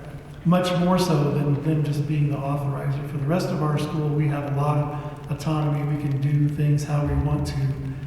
But for special ed, it's always been different. The charter law in Colorado hasn't allowed charter schools to be independent in their special ed provision of services. And then a few years ago, Monument Academy hired a special ed director. That was, I think, took place for a few years, and then they went back to the system where the staff was reporting more directly to the district. And then a few years ago, we hired a director again to kind of oversee the special ed services of Monument Academy. And so the building, and just in my terms, what I call the structure we're moving back to, which has been the majority of MA's existence, is what I call a building model. Is that the special ed staffs in each of the buildings reports really directly to the district, rather than to a director of Monument Academy that oversees both campuses. And so that's really the difference. One of the concerns when we met with the staff to talk through the changes and let them know about that structural change, there were two big concerns that they brought up. One was that they wanted to make sure that our Monument Academy ESS staff would get the proper level of training through the district. And that the other concern that was brought up was that would the ESS director from the district and the coordinators that work for the district, would they be responsive to questions and concerns that Monument Academy staff has and some of the technical expertise that they might need. And I've met with Mr. Frampton since then, and he's confirmed that those are two things that he will definitely address with his team and make sure that we are involved in all the training that we need to be with the district and available, that all that training is available to us, and that they'll be responsive to our needs. And so moving forward, I know there are still some concerns among the ESS staff with this proposal and kind of some of the details of how that works. Mr. Frampton and I are going to meet Tuesday, and then there's a meeting with the ESS staff scheduled after that to just go through questions. And the ESS staff's prepared a list of, I think, 10 or 12 questions that they'd like to go through about how that structure works and some of the specifics and details of how IEPs are written and some of those support services that they'll get from the district. But like I said earlier, our plan is that the service delivery, the number of ESS teachers at each campus, our support staff, OT support, speech support, all of those things should be the same. And the staffing levels are based on the IEP needs of our students, not on whether there's an ESS director or whether we go through the district. All right, thank you, Mr. Holmes. I'm going to hone in on this particular topic. I received some questions from a parent, and I'm just going to read these questions verbatim. If the communication structure is changing and there is not going to be a director of ESS within MA, who do I correspond with regarding issues that come up during the school year? So, if a parent has concern about service that's being provided, they should first contact that provider. I mean, if they're concerned about their speech therapist, they should contact that person. If it's services being provided by one of our ESS teachers, should start with that person. And then, if that doesn't resolve their concern, then they would walk that up they could do that either to a building principal or to the ESS staff at the district.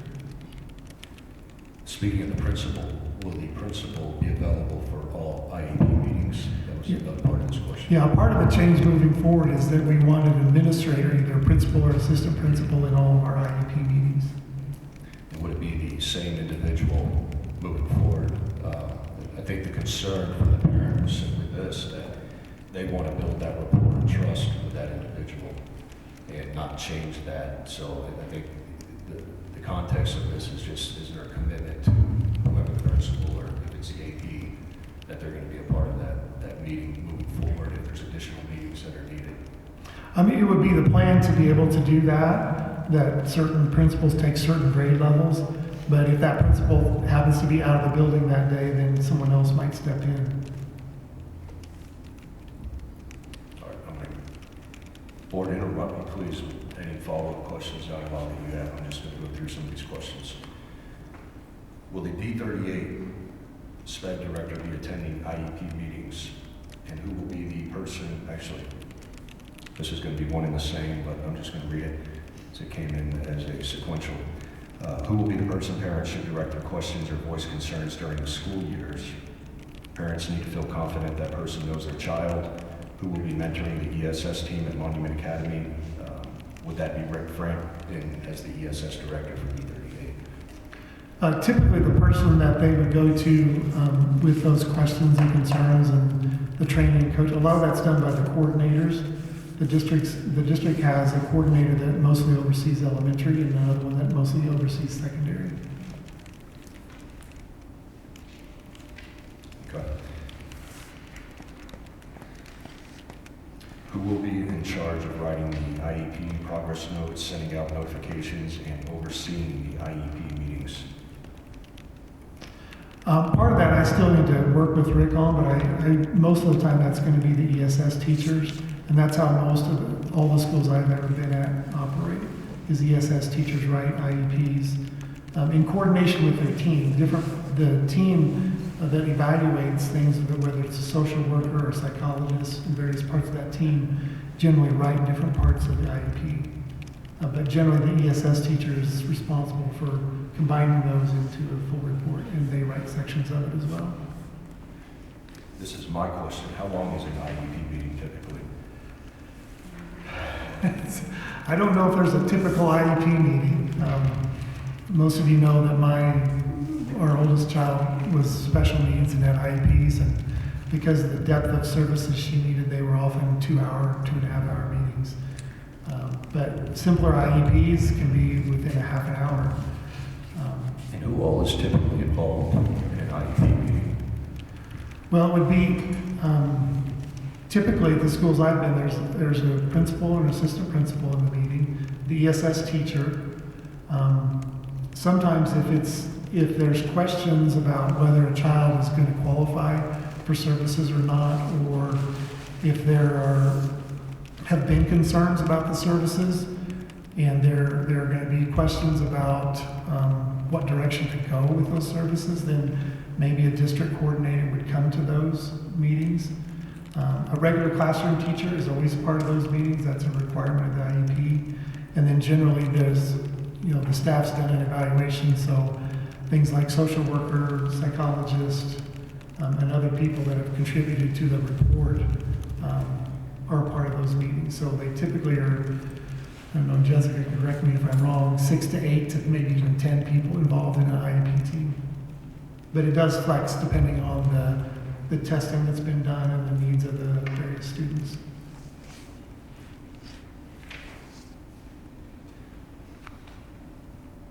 Board discussion on this? I had a question. In conversations that have been had, we've discussed how we are aligning ourselves more with what the contract is that is in place with the district. And can you just explain how if we choose a different path, if being out of contract opens us up to more litigation versus not? Can you just clarify that for me, please? Yeah, one of the things that Mr. Frampton shared with me early on in this process was that Monument Academy should not really have a special ed director. That in a district system, the way it's set up currently in Colorado, that just there's one special ed director, and that's the person that works at the district. And then they have coordinators who are empowered to do certain things, and that he had shared with my predecessors as well that he felt like this method was set us both up for additional litigation. And that's part of the reason why we looked at it, and in addition to just trying to, in my view, it empowers the teachers a little bit more, but we also do want to make sure that they're getting the assistance, the training, and the support that they need when they have questions about technical aspects of the IEPs. And is there an insurance issue? I don't think there's an insurance issue that I'm aware of. No, we fall under an insured model with E38, and that's part of our charter contract at both campuses. And just to emphasize that again, part of what is sometimes hard for people to understand is that as a charter school, we have so much autonomy in who we hire, what our policies are, what our curriculum is, how we do discipline. There's just a myriad of things where we have so much authority, but special education is just not one of those. We're under federal mandate for special ed, and our team does a great job of following federal and state mandates in special ed. And I just feel like if we make this change in structure, it will continue to allow us to serve our families really well. And the thing I tried to send out to all our families, and I will say again tonight, is the services that students receive are based on IEPs that are written and agreed to by the team. And it's not based on the structure of the org chart of the organization on top of that. I have a question. What qualifications are needed or required to write an IEP? Who can write an IEP? Generally, I think it has to be somebody who's got a special ed license. Am I right? Yeah, so generally it's an ESS teacher. And one of the things that we hope to have at both campuses is have an experienced ESS teacher who's got quite a bit of experience in writing those. The person that we've offered this campus to be an ESS teacher here has years of experience in special ed. They have a principal's license and are well equipped to operate in this district model. We're hoping that Ms. Coop will stay with us as our ESS teacher at the West Campus. She also has her principal's license. She's well versed in special ed law and a lot of the support that a teacher would need. She has a lot of that knowledge already. So we're hoping to have a strong person in each team, and then obviously they support the paras, and in addition to their own caseload, they provide support and expertise. Most of the schools I've been at really have more of a lead teacher model than a director model for a school, charter school our size. How many ESS people would be on the ESS team at each campus, just depending on the number of students that need services?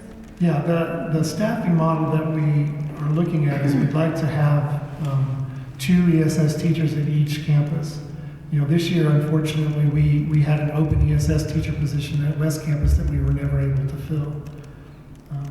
And that is the reality sometimes in the special ed world. But our hope is to have 2 ESS teachers at each campus for next year. And what, besides training and just, I guess, some support, what will the district provide for us in this model?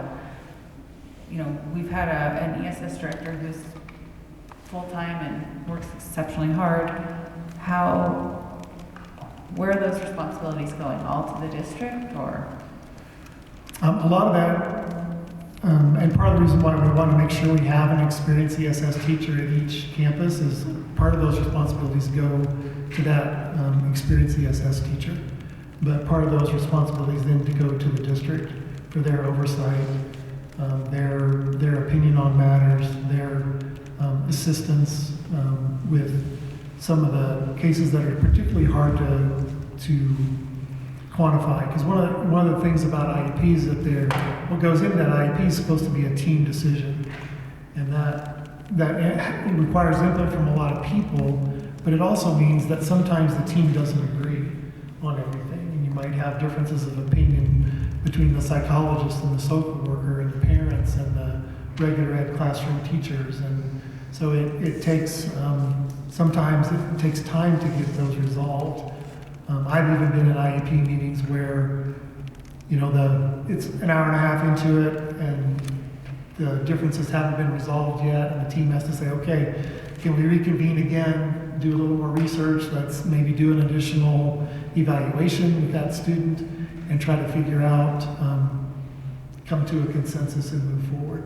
So it does complicate things because it's a process with a lot of input from a lot of people, and hopefully everybody then, when it's finished, everybody on the team can agree that this is the direction we need to move forward.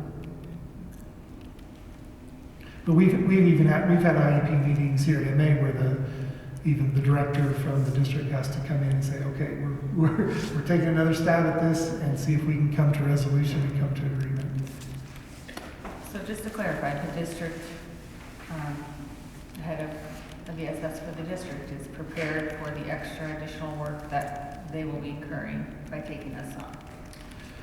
Yes, and it's one of the comments Mr. Frampton made to me was that, yeah, these are the services that actually you're already paying for. It's part of our contract with you, and that, we are, as the local education agency, or LEA, they're legally responsible for all the special ed, and they need and want to be a part of that. But I think it does, obviously it will take some time to work through the details, and that's part of why Mr. Frampton's coming to meet with us next week, is talk through questions and some of those detailed situations that do come up. Board, I started, yeah, go ahead. Mr. Holmes, I'm not familiar enough with what our ESS load is, but in terms of moving this now under Mr. Frampton and his staff, if the workload is such, is the district also prepared to expand at their own expense for resources that we may need? I think the who pays for what services are delineated in our contract, but obviously they wouldn't want to take on the whole expense of our ESS department, because that's not what they're contracted to do. Sure. Sorry, I'm still trying to get my head wrapped around the structure of the district level. So you have Mr. Frampton as the director of the ESS program, district program. And what was the term you used? You said you had one at elementary and one at the middle school level. They call them coordinators, is their title.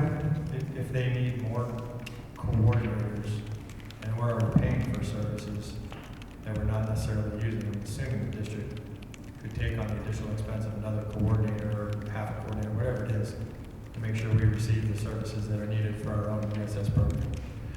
Yeah, at some point as the district grows, they will need to hire additional coordinator.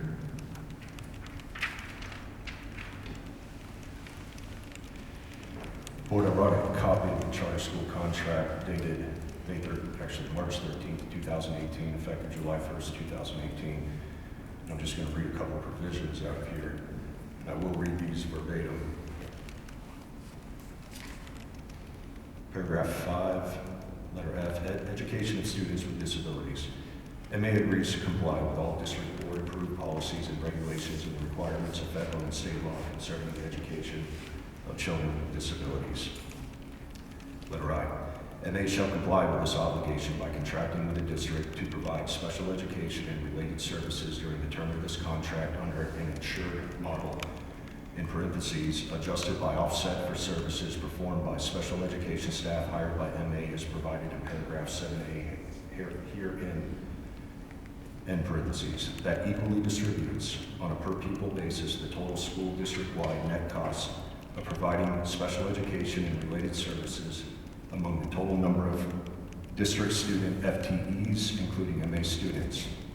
Under this insured model, the cost to MA is determined as follows, provided in paragraph 7A below and shown on the pro forma spreadsheet attached and incorporated as Exhibit A. I will now move down to 7A.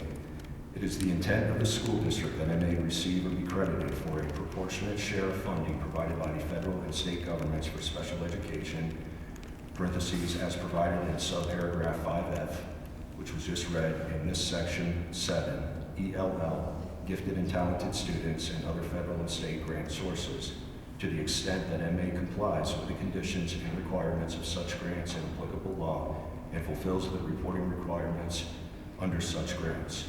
In consideration of the services to be provided by the school district under paragraph 5F, MA agrees that the school district will deduct from the funding provided in this paragraph 7A the amount of the school district-wide net average non-reimbursed per pupil special education cost multiplied by MA's total student FTE enrollment. A similar deduction shall be made for the net average non-reimbursed per pupil cost of providing educational services to English language learners by the school district. By May 1st of each year, MA and the school district's Director of Special Education shall determine the number of students that will be attending MA in the ensuing year that have active IEPs. Based upon the needs of such students, the Director of Special Education shall determine the number of special education licensed and/or endorsed as required by law, teachers, special service providers, and other staff needed to serve the students at MA. The school district shall then allocate funds back to MA on a monthly basis during the ensuing school year, the portion of the salary and benefits for those staff members hired by MA whose credentials have been approved by the school district to provide special education services under this contract consistent with those students' IEPs. Reimbursement for licensed and endorsed special education staff salaries and benefits under the subparagraph shall be based upon the actual amounts paid by MA, provided, however, salary and benefit reimbursement for each staff member shall not exceed the salary and benefits that such special education teacher or staff member would receive if she or he were hired by the school district and placed on its adopted salary schedule in accordance with its procedures. Letter B. All special needs, ELL, and gifted instructors, aides, and specialists, including service providers such as nurses, physical therapists, and speech language pathologists, deemed necessary by the school district to provide services under an MA student's IEP Section 504 or health plan shall be employed or contracted for by MA and shall be properly certified and qualified according to all applicable state and federal laws and regulations. Said instructors shall be qualified for all reimbursements as allowed under state and federal laws and regulations, and they shall work with the district to ensure that the reimbursements are maximized. So, are we abiding by this contract that we are in with our authorizer? To your understanding? To my understanding, this new structure would continue to keep us in compliance with that current contract. It literally says our director and their director will work together. Sorry, just, you just read Your that. document says Director of ESS Services. It says That's our what's director of ESS services and the district director of ESS services will work together. So if we take this role away. So, I appreciate the comment coming from you guys. Sorry. By May 1st of each year, MA and the school district's director of special education. Are you referring to that line? So just MA as a unit instead of MA's director and the school district's director, is that how? I don't recall reading anything in here about MA's director. I think The only that thing I'm line is reading what I was hearing. MA and the school district's director of special education. When is this meeting with Mr. Frampton? Tuesday. Who all is invited to that meeting? He and I are going to meet prior to the meeting, and then I think the special ed staff is invited to that meeting. Okay. And Mr. Walker's also going to, is it Wednesday? Wednesday. I'm sorry, No, Wednesday. it is Tuesday. You were right. It's Tuesday. So Tuesday, your meeting. Yeah, and then Mr. Walker will be meeting with us as well. Where will, It is both in person and Zoom, so that if Mr. Pennington and Mr. Van Chattel wanted to attend, they could also attend, per Mr. Frampton's suggestion, as they will be the ones that the ESS team will be looking to next year.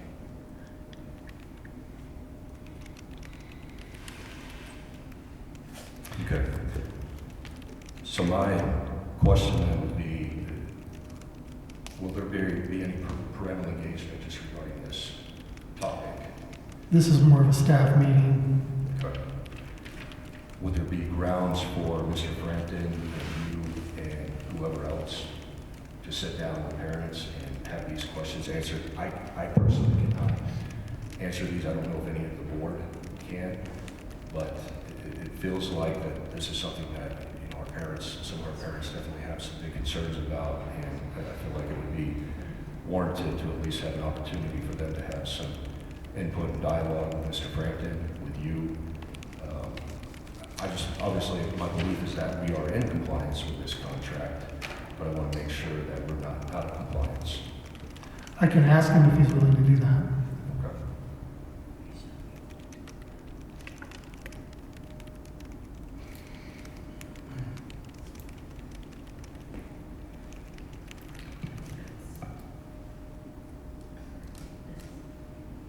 And I guess part of my comment on that is that I'll go back to the fact that even under this, you know, under NLA's longstanding agreement with the district, we've gone back and forth between these models.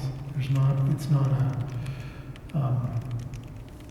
and the insurance model that we're operating under is a very standard model that's used in districts and charter schools all over the state. And it's not typical for charter schools our size to have a separate ESS director. Can you just speak to your motivation or the motivation behind removing a director from MA? Is it a financial motivation? Is it a legal motivation? Is it both? It's partly both, yes.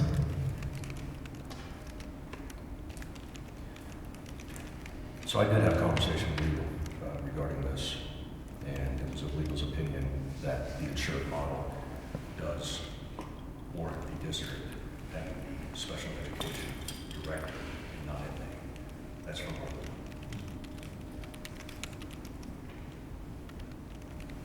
Mr. Graham, you were speaking in the microphone. Could you repeat what you said?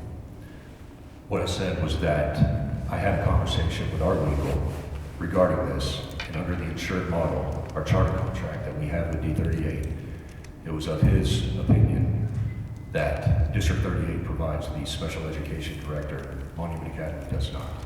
And that under that insured model, that is what we are to follow based on the contractual agreement that we had from 2018 with the district.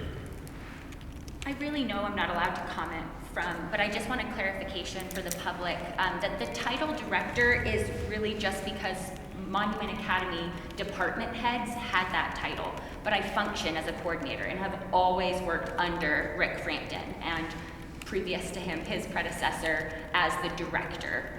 So there is no acting as director. It always has been acting under the director. I am the coordinator over the multiple schools, elementary, middle, and high currently, as a coordinator role, so to speak.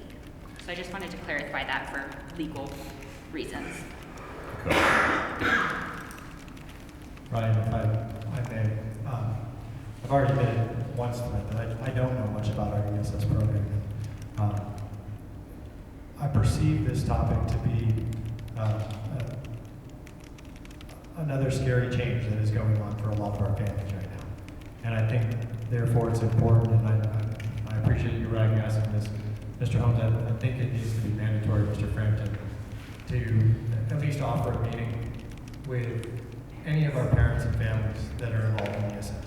they need the opportunity to ask the questions and hear the answers. And at the end of the day, they themselves can understand the level of support that they can expect. It may meet, it may not meet their expectations, but at least be able to ask the direct questions about the district, hear how the district can support MA. I will say, again, and I say this respectfully, on the governance side, if we're paying for these services already as MA and we're not utilizing them, and we're trying to take this school to another level, we have to have fiduciary responsibility. We have to use resources that we're paying for. I'm not saying we have to cut a director, and Jessica, I appreciate you clarifying that it's acting as a coordinator. We're not necessarily looking for it just to cut a position, but we have fiduciary responsibilities to the school, to our teachers, to our staff, to our children, or it doesn't work. So please have that meeting, please have Mr. Frampton have that meeting, offer the meeting, and whenever parents show up, we can say that we have offered that, they've had a chance to ask their questions, and hopefully we'll feel comfortable with this change.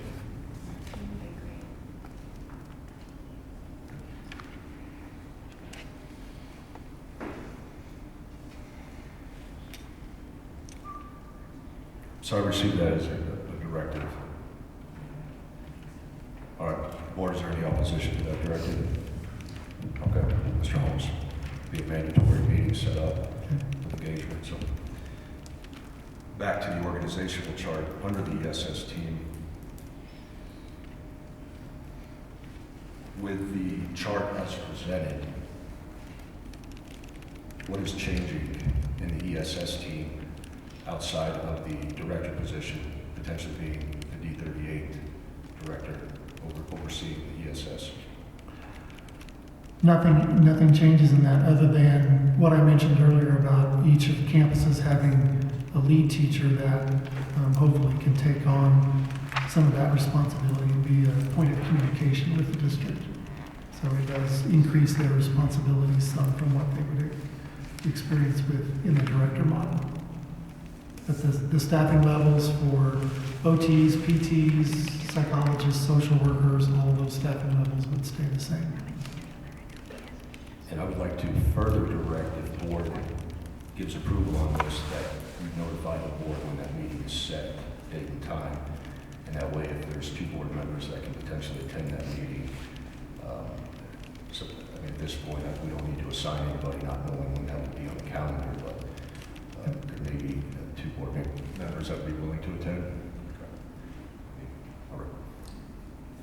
I'm not going to force that on any of you. What's that?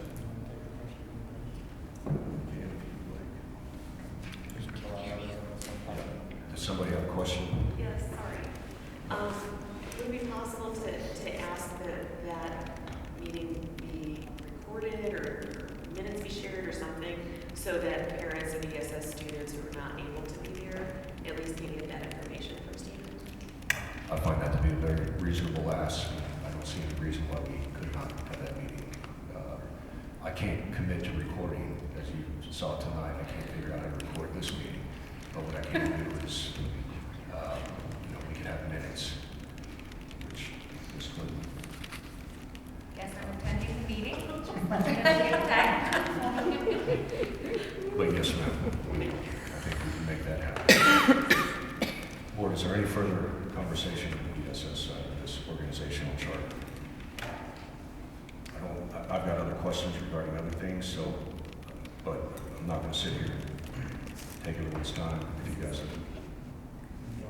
I just have one comment. I think, what I'd like to just make sure, I think that Monument Academy has had it's a unique charter school because we have done a great job with our ESS program and it's very inclusive, and I would just like to see that continue.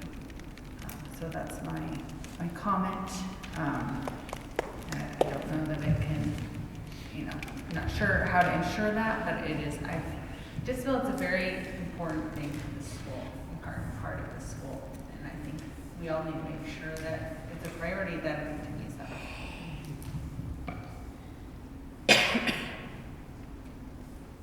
All right, I know this question has come up Director of People Operations. Let's talk about this, Mr. Holmes. And I basically just have some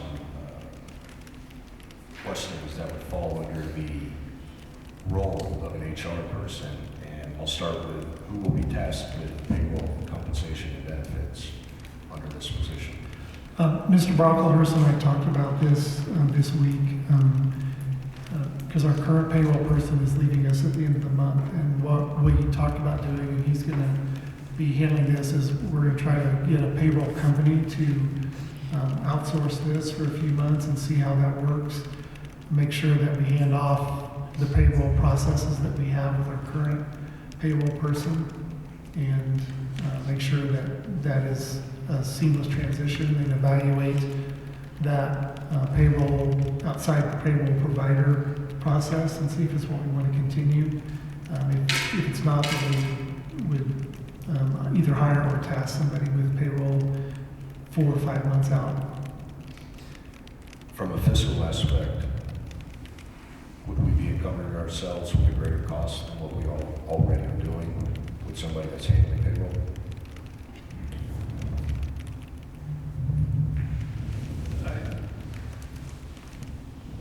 So I guess right now, I'll clarify a little bit because I think I'm going maybe a slightly different route than what I think of. For the time being, over the next 2, maybe 3 months, what I'm looking at is using a payroll consultant, I think for lack of a better term, that can come in, handle our payroll, deal with benefits, because as you know, we're in enrollment phase, and so there's some input that needs to go into the system with that. So the person that it's through Robert Half. I don't know if you guys are familiar with that. They provide accountants and payroll specialists and whatnot. So we can do a short term. There's really no contract. You can do as long as you want. So that it gives us some time to look for a people operations director, and still continue on with payroll during that time frame. So it would be a person in-house, at least in-house for the first week or so, and they could probably do a remote. They would work with myself, as I currently work with our payroll specialists now, work closely with Director of Human Resources when we were all working together through that process. So that would be in place, and it could be in place as early as next Monday to start kind of that transition and training. And then we also have options through our software, our accounting software. They also have folks that are well-versed in the system itself and running payroll through there. So we have some opportunities there as well to make sure that's as smooth as possible. It's never a smooth process to make this kind of change, but obviously we're going to make it as smooth as possible. But it gives us the flexibility to take our time as we search for a director of people ops and then get their input on how this all plays out going forward. Whether that's a outsourced payroll, it's always an option, or to continue to keep somebody in-house. We're kind of open to whatever makes sense, but it's going to depend on some input from some other folks. So on the organization chart, that would fall under Director of People Operations, if not with that person. But my assumption is that that would not be a role they would take on, so there would be somebody under that labor-ness, if you will. Would that fall under new hire onboarding? New hire onboarding is just the process of onboarding new people who are hired by the organization. Oh, I see, that's why it's underlined. Yeah, it's a process that they do rather than a person. So I mean, District 38 compliance, that would essentially fall under any legislative changes that may affect MA or employees. What about performance evaluations, termination, separation of employment? Would that still fall under the Director of People Ops? Yes.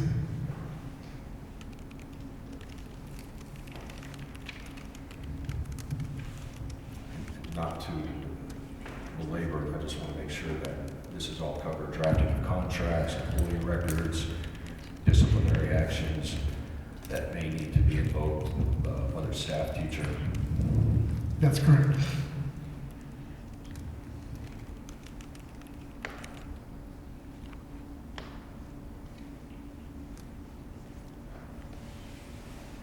Under the Director of Academics, the Curriculum Committee, is this the same committee that is board sanctioned, or is this a separate committee? No, it's one and same.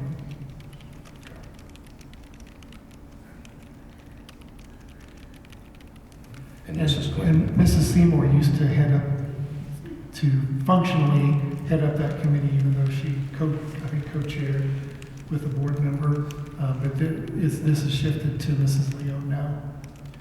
Mrs. Clinton, who else sits on the Curriculum Committee outside of you? There's a representative from each of the grades at the elementary school and departments at the secondary campus. Myself, Ms. Leon. Are you comfortable with that one? Would you like more? Less? No, I think what we have is good. Can I ask, are we moving on or are we still on people apps? Anything on here you can speak to if you would like. Okay, Mr. Holmes, can you clarify for us the athletic director / dean position that falls under the high school? I've noticed that there's not that position for the middle school, and I also noticed that it is now /dean. So is this moving from a part-time position to a full-time position? And if so, I'm guessing that will cover the middle school as well. To clarify this position, when we originally posted it, my thought was that this would be a person who has a principal's license, but also serves as both an assistant principal and an athletic director. That was back when I hoped we might have 125 to 150 high school students next year. Currently, we're going to have about 100 students next year in our high school. Also, in talking with Mr. Kennington, we discussed the idea that of our candidates for this position, most of our best candidates did not really have a principal license. And so my conversation with him was, okay, if we hire this as really mostly an athletic director and they help out more in a dean role with discipline rather than an assistant principal role, which would you be okay with that? And he, after we talked about it, he was good with that change in that position to make it a little more geared towards athletics, and he would be handling most of the discipline with the high school students. And yes, that athletic director is over both the middle school and high school athletic programs. And a full-time position? And it would be a full-time position.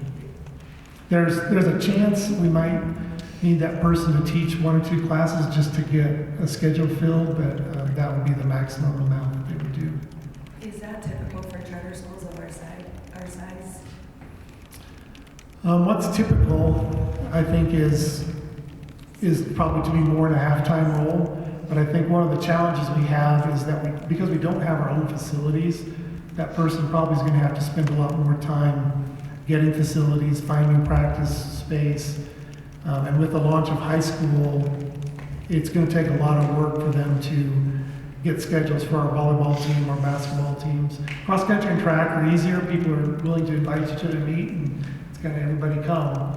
But getting on basketball and volleyball schedules, and then eventually soccer and other sports that we add is going to be a pretty big task. So.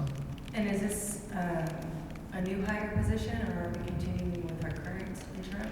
We have interviews scheduled for this position. We thought we had a candidate identified, and then that person withdrew from consideration. So.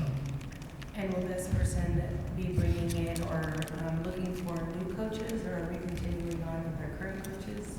Well, we hope our current coaches that we have for our sports will continue, but as we add sports, obviously that'll be a new decision that we make. We have applicants for volleyball, basketball, and the golf, the new sports that we're starting. We have applications. And this may be a little off topic, and I apologize, and if now's not the time, please correct me, but can you just refresh our memory on what sports are coming in for high school? this coming year? Yeah, so for this year, we've had cross-country and track. And then for next year, we're adding girls volleyball, boys basketball. We'd like to start girls basketball, but it's a little bit iffy if we have enough players to do girls basketball. Then boys and girls golf is also two of the sports that we're looking to add, and then cheerleading for next year. Okay, to clarify, we are not able to offer football at this time for high school. We have not planned to offer football at this time. I've had several people in our community, including at least one board member, who says we should wait for football for 3 or 4 years, but that's up to the community. One of the things that Will Task, our athletic director, was doing, and it's part of what I think helped us launch a very successful program at TCA, we need to do some polling of our 6th, 7th, maybe even 5th graders, 5th, 6th, 7th, 8th graders, and ask them what sports they would like our high school to have. And then, track that, do some real number crunching, and make sure that if we've got a really strong group of 6th grade girls that want us to have lacrosse, by the time they get to high school, well, we've got it, and we've got that on a plan. And we make a master plan that gets us where we need to go, and so we're prepared as students come up and responding to what they would like us to have. So I think that's an important piece of it. I think that's a very good idea, and I would be very happy to see us move forward in that. Another question I have is, it's my understanding, although I haven't personally seen this done, and I do understand that there is some concern in the community, but can you clarify, we do have a policy on our books that if we do not offer a sport at our school, but the district does, that our students are able to reach out and participate in those. And can you speak to that policy, clarify that, in fact we do, and what your stance is on that? Yeah, we do have that policy, and that's always been the way charter schools work within their districts. If a charter school doesn't offer sport, then those students or homeschool students or other people in the community can try out for other sports. When I met with all of our 8th graders this year to talk about next year options and the things we were offering and hoping that they would stay and participate in, we also discussed what sports that our other districts in the school offer that we don't offer. And we also talked about the fact that we will be very flexible with them because sometimes those schools get out earlier and they start their practices early. So we're committed to being flexible with their schedules so that if they need to get out early, be on early release, or schedule their PE class the last thing in the day, do some other things to help them participate in those sports and be a student at Monument Academy, that we're very open to helping do that. We also have a student next year that is a very serious hockey player, and the time that their club gets ice time is early in the morning. And so we're working with that family to flex schedule theirs to accommodate the fact that that student won't be here every morning at 7:50 in the morning. So we work with a variety of students like that. I mean, I've always done that in my career. I mean, I had a Olympic level ice skater that was at TCA long time ago. We customized her schedule and worked with the family when no one else in the area would touch it. They were like, you should be just homeschooled. And they're like, well, we wanted to go to school part of the time. And so we created the opportunity for her to take classes at the school, but then also pursue her dreams. And we're flexible with all of our families in that way. And we support our students participating in athletics, activities, doing a lot of things outside of just the academics. What should our community's expectation then be in terms of if we are facilitating, helping them find those opportunities, or if it's upon the parents to be reaching out and paying attention to when Lewis Palmer has a football meeting or there's something else along those lines? Should our community have the expectation that MA is going to put those meetings together and facilitate that so that our students know about those opportunities, or is it the parents are doing that themselves?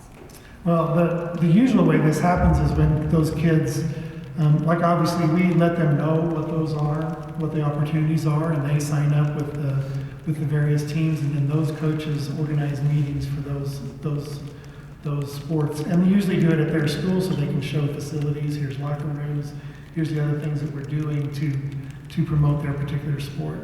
And that's virtually always the way it's been done that I've seen. So the expectation is that we continue the advertising that we put out there, but we're not necessarily putting together meetings here. Correct. The way most of the coaches do it is they want to organize their meetings at their location. The way the contract reads for Mrs. McEwen, this is just a quick brief read, it won't be like the last.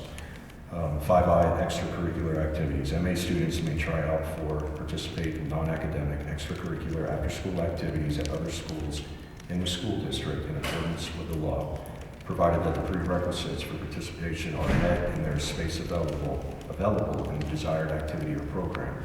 Where such participation requires payment of a fee which shall be equal to 100% of the fee amount of school participation would charge an enrolled student engaged in the activity, the MA student or MA shall be responsible for payment of the fee.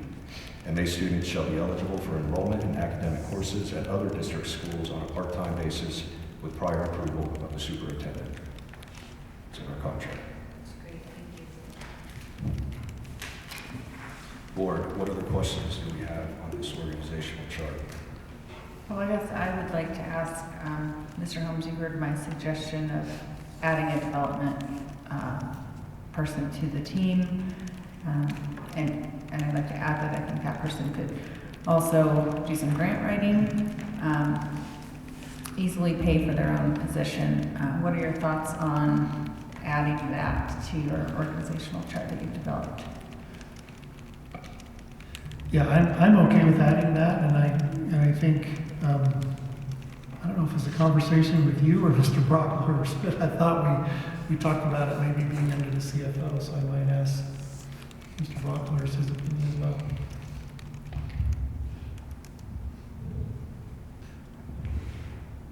I agree with that. I think it's a vital position. You know, a lot of other charter schools throughout the state that are around the size that we eventually want to be have a person who does fundraising that focuses on that. Some even have a separate grant writer. You know, for us now, it's probably something that probably should be combined at the moment. You know, next year perhaps a part-time thing, just to be able to manage it for the year, and then going forward, roll that into full-time. That definitely makes sense, and you know, it probably fits under my spot in the org chart in terms of working with that person because of the impact it has on the budget and the you know, just the reality of fundraising and that kind of thing. So it definitely makes sense. Would you be open to adding another position under your authority? You're open to supervising another position? Yeah, absolutely. I say, what would be the title of that position? I think it would be development officer is what I would title it. And then I agree with Mark, at this time I don't think we probably can support two positions, but the challenge is a fundraising position. A fundraiser is a lot different than the person who's going to be a grant writer. There's sort of two different personalities. However, you could start there, and then with the hope of hiring a grant writer in the future. Well, and don't we have access to a grant writer through the district? I'm not aware of that if we do. I know that there are a number of grant writers that do help charter schools that are available through the league. The grant writing process can be kind of seasonal, so it may not, you know, to start, we could probably utilize a grant writing consultant along the way as we see fit, or at least utilize them to go out and look and see what grants are available through private. Apparently through private donors, there's a lot greater wealth of grants available. So they would be a good resource there. And then perhaps this, coming year, looking at a fundraising coordinator, consultant person to be on staff. Do either of you have, being Mr. Holmes and Mr. Rockhurst, have experience in hiring this position, development officer? Is this something that's been inside your wheelhouse before? I don't. If the board approves moving forward with adding this to the organizational chart, my belief is that you would be terrific as being somebody that would be able to be part of that process of hiring. Obviously, this is something you have done, you know well, but before we get to that, do you want to make a formal motion adding a development officer position? Chris? I'd like to say something here. Yeah. Before you make a motion, just saying what my thoughts are. I agree that this is an important position, and I agree that it should be considered to be added to the organizational chart. But I also want to understand that we're not filling this position, because I cannot vote in favor of this tonight with the way that our budget stands right now for 22-23 until the Finance Committee has understood what the overall impact is, how it fits in financially. Absolutely. That would lead to my next question is what, you two may not even know, what would this typically cost to hire somebody with this role? I've done this for a long time. I would say 45,000 probably. But I would say in response to that is that you can't afford to not hire us. Yeah, I agree. You'll never raise $1 million from it. 205,000 authorization in the reserves for next year. Just so we understand. Maybe if I could chime in, I think that what Megan's saying about having a person dedicated to this role is really important, and if we have, some sort of understanding of what that could be, whether it's 45,000, 50,000, whatever, but then if we could maybe get some numbers from some of these organizations that do this as a consultant for charter schools, then that would give finance some numbers to weigh against each other. So I think we need that. We need a number from an outside resource and then a number to hire it in-house and be able to compare and contrast those just with their other advantages and disadvantages. But I agree with, right now, I agree with Chris that I couldn't vote to add another person at this time in today's meeting.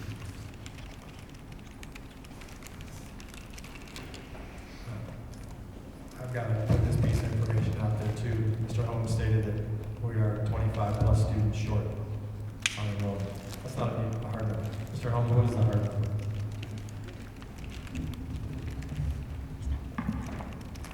Are you asking the hard number of the latest report? Yes, please. I'm trying to pull it up. Mark probably has it on his computer.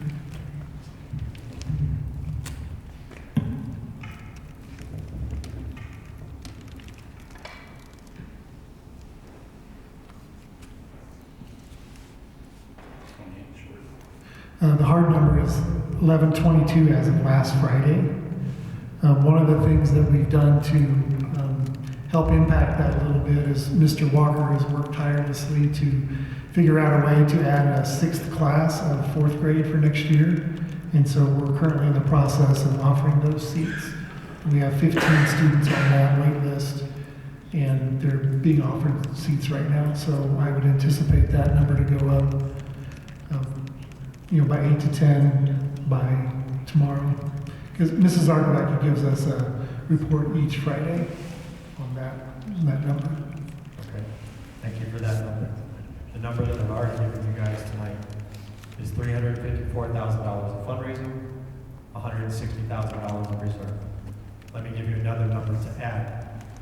$280,000 per each seat that we don't fill in those 28, it's $10,000. I cannot move forward and fill this position. So we've had some comment from other board members. Ms. St. Alvin, you're still welcome to make a motion and see if it carries or if it fails, or this can be tabled. It's going to be up to you. Can I ask a question? Sure. Can you tell me the difference between this development director that you're talking about and marketing? What's the difference between the two of them?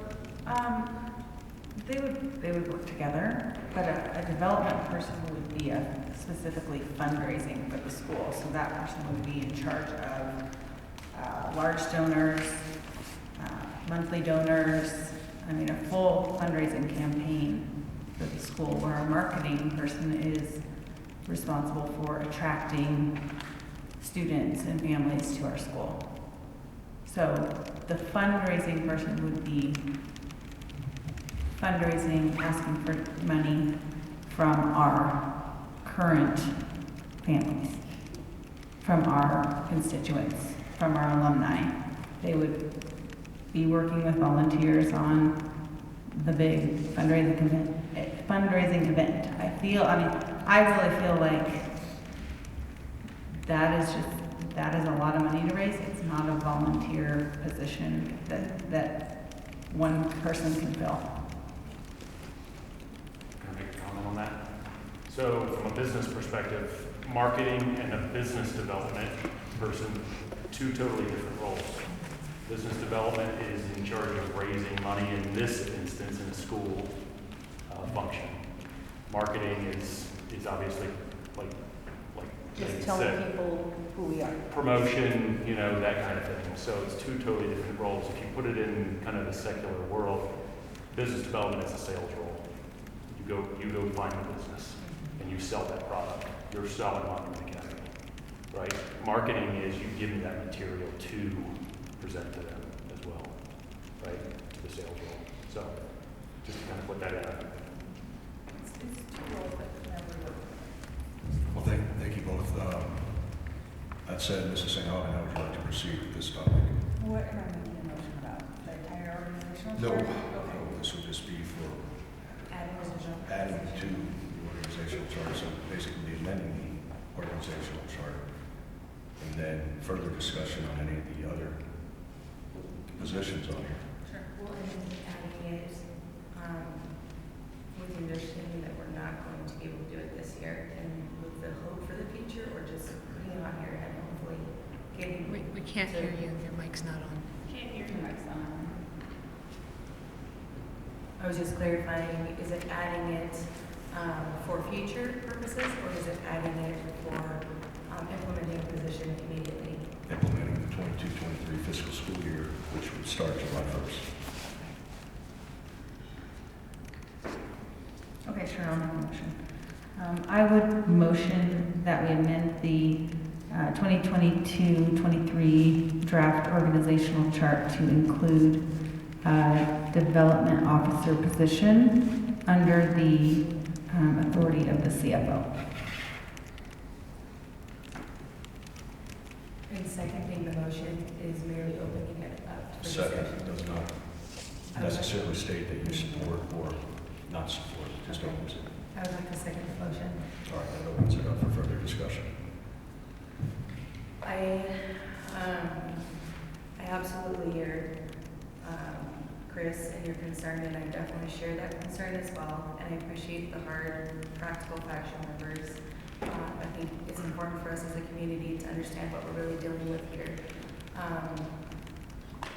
I do feel though that this is an important, I agree, again, this is an important enough an issue that it would warrant us going into reserves if it means that we are going to be able to empower a person to drive this issue. And I agree, it can't be a volunteer position because it's a huge task. We have large numbers, as Mr. Dole put out this evening. we need someone to spearhead this on a full-time basis and I think that, I believe that this person would be good at this position and job, and they would be able to bring in the money that we need and would make it worth us putting out in advance, basically, the money and the funds for the job. But I think it's the only way that we get this done. Yeah, I think one thing is, this person would be a professional. They would know how to fundraise professionally. They will pay for themselves in their first 15 days of working here.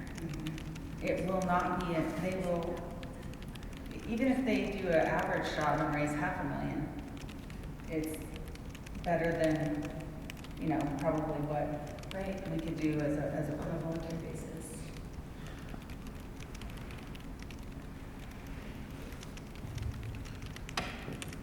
Is it worth just asking, Mark and Rowan to go back and listen to our comments here and for them to maybe discuss and then come back in the next meeting and propose whether they'd like to have a person in-house or some other alternative solution, whether it's utilizing some sort of consultant that does this instead. Certainly I'm concerned about the budget, but also concerned about forcing a position sort of into their structure when maybe they need another month to just think about how they'd like to attack the problem, how they think they could solve it. Mr. Wiskowski, you're welcome to make a formal motion on that, to amend the motion, taking that to next month. We would vote on that. That would essentially.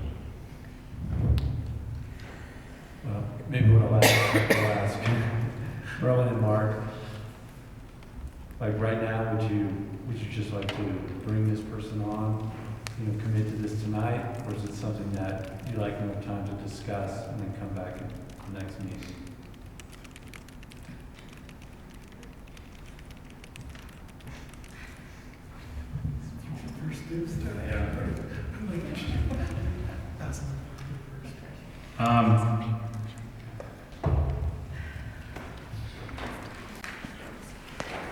I hear everyone's thoughts on it. It makes sense. It makes sense that they would pay for themselves shortly if we get the right person.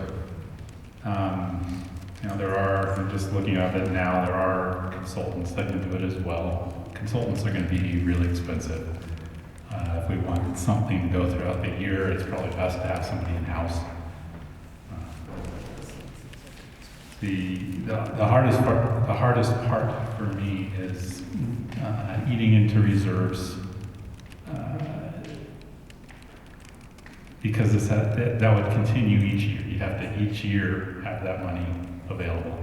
Now our goal being to get the fundraising up to a level that matches what we're putting in for the forecast. We're probably going to need somebody in that position. It's just a hard year to put them in now. So my suggestion would be it's probably best to hire somebody in-house, just knowing that a consultant's going to be pretty expensive. And because we're considering kind of this throughout the year fundraising approach and getting out and meeting with the public and larger donors and interacting there. So I think it's an all-year thing. So I think that me just thinking out loud, someone in-house is probably the cheaper option. Maybe it's not full-time next year, maybe it's part-time, and that's an easier way for us to absorb it. But it's going to be tough. But if we find that right person, and they're worth their weight, they could probably get us above and beyond what we had budgeted for, even with their salary. And I'll just add my comment as well. I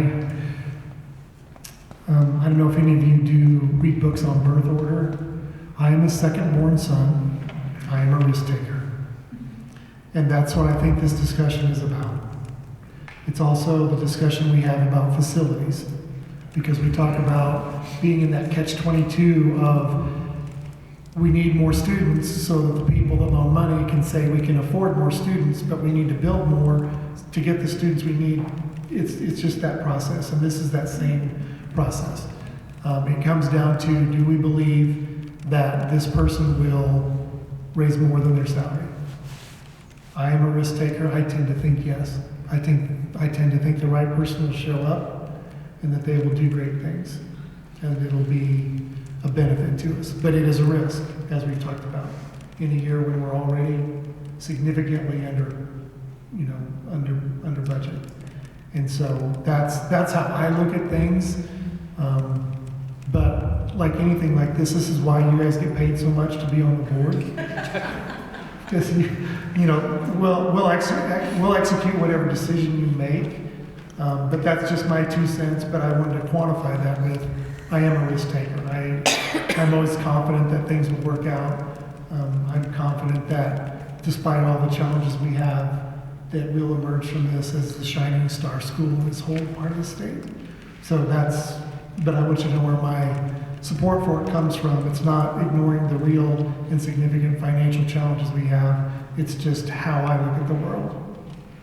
Yeah, and I would say the same. I mean, I recognize the financial challenges, but I just think in order to get past those financial challenges, we don't have the right team in place. I would say, I think you could do this job part-time to start, or 3/4 time. Maybe you could find someone. It's potential. There's a potential. You may lose good people who want a full-time job, but you can also get a great person who's looking for a part-time job. So. I'd actually like to ask Kristen another question. How close are we to some sort of financing agreement to start some of the athletic facilities?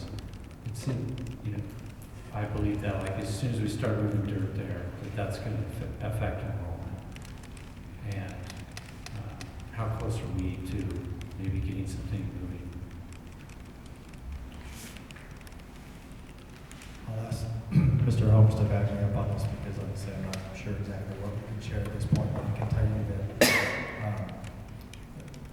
the bondholder who is looking seriously at us very much likes Monument Academy, who we are, what we stand for, and is interested in the project. That being said, with everything going on in the markets right now, they've spent their time has been deviated, focused on their bond fund at the moment, and so we're not getting an answer as quick as we would like to. So I don't have a solid answer for you as to what that timing is looking like. I do agree with you that as soon as we start moving dirt, that gains a lot of traction or attention, especially in our middle school and our current high schoolers. I will, Merlin, you said it well, and we are at a point that it is a double-edged sword. I'm a firstborn, and I still consider myself a risk taker, but I'm at the point where I've reached my threshold with the school, for sure, right? I'm gonna have to stay where I'm at on this one, but we are at that point. Frankly, I'm a little off topic, but I think we have a problem with, and I know this is being corrected, but marketing has been our weak point, and that's one of the reasons we're not getting enough bodies in the school. But our marketing has turned things around, and we're doing things much better. That's one of the reasons we're in as good of a position, even though we're not in a great position today. So I'm not here putting blame on those that are running our marketing efforts now. They've had to put a lot of time into turning things around and put some things out there that really show how attractive this school is, because we are attractive. But we need bodies for funding. We need money and better cash flow and reserves to get those funding. Sometimes you'll hear us talk about the term cash on hand in our bonds covenants. I forget what it is. Mark, you could tell us what it's, whether it's 90 days cash on hand, which is 1.6 or 1.8 million that we have to have in the bank at all times. And depending on how this goes, if it's all gloom and doom, we start flirting with violating that, and that's a really bad thing. But I do agree with Megan too, that this person could at least pay for their salary. We don't go into reserves. That's a good thing. But I have to recognize where we're at, just all the numbers and the risk that's currently on the table. I would like to explore more options as to what we can do to create this position before we formalize it on the org chart. I'm certainly not trying to do away with this one. I just would like to know the funding it's going to cost, whether it's part-time, full-time, how does it get funded? Maybe it doesn't change. You know, again, I've said it before, every day the budget changes depending on what comes down from the state level. We may find ourselves actually having the money to fund this position. You know, and I would say that lightly, right? I just think we need to spend a little bit of time in Finance Committee talking more about this, understanding bottom line impact, and maybe it doesn't change bottom line. Maybe it does for a deficit, maybe it does on the positive bottom. I just think we can't make that decision. I'm with Chris. I think that the position is necessary. I feel more comfortable adding it to the org chart once the Finance Committee is able to really look through everything and do more research. As somebody who's trying to get volunteers to do more in the school, though, I very much recognize the need for this because we have a great core group of volunteers, but it's a core group, and getting the rest of our community engaged has been, it's a big task. It's something I very much look forward to speaking to the new principals about, getting more ideas about how we can do that, but to put the pressure on volunteers, and we feel it as a board, as volunteers on this board, the numbers that we're looking at, it's too much just to put on volunteers themselves. So, but I also would feel much more comfortable after hearing the Finance Committee come back after looking more into it.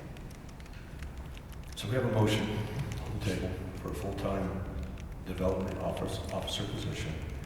Ms. Edom, you made a comment about part-time. Do you want to amend the motion? Do you want to keep it full-time? Can I amend the motion to, I would motion to ask the Finance Committee to explore the option and the impact to the bottom line of hiring a full-time or part-time development officer. So completely changing. I'm changing my motion. So withdraw the motion entirely for the full-time, and we wouldn't need a motion at this point. If the direction is to the Finance Committee, go back, we're actually meeting next week. We can have this conversation on Wednesday morning and bring this back. Everybody good with that? So does that mean that we're not voting tonight then on the org chart? Well, we can add that at a later time. Okay. The organizational chart, back to that at hand. What other questions do we have on the positions?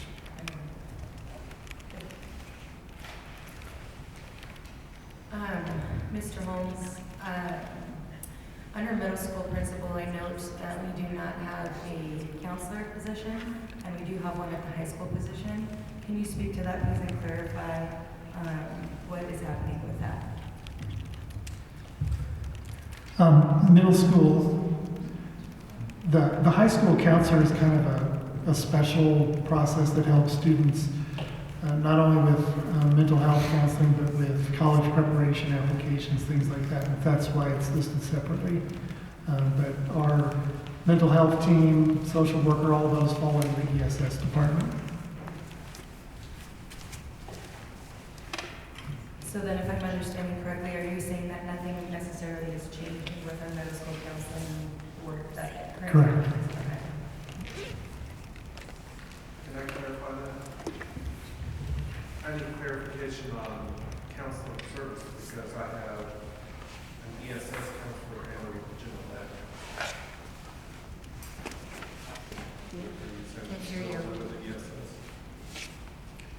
He said he has currently a ESS counselor and a general ed counselor. Would like clarification on where that falls on the work chart. Yeah, there's probably a number of things in each of these buildings that we could take each building and create its own org chart and make it more detailed and make sure that we've got everything included, that it wouldn't have any effect on the status of those people in your building.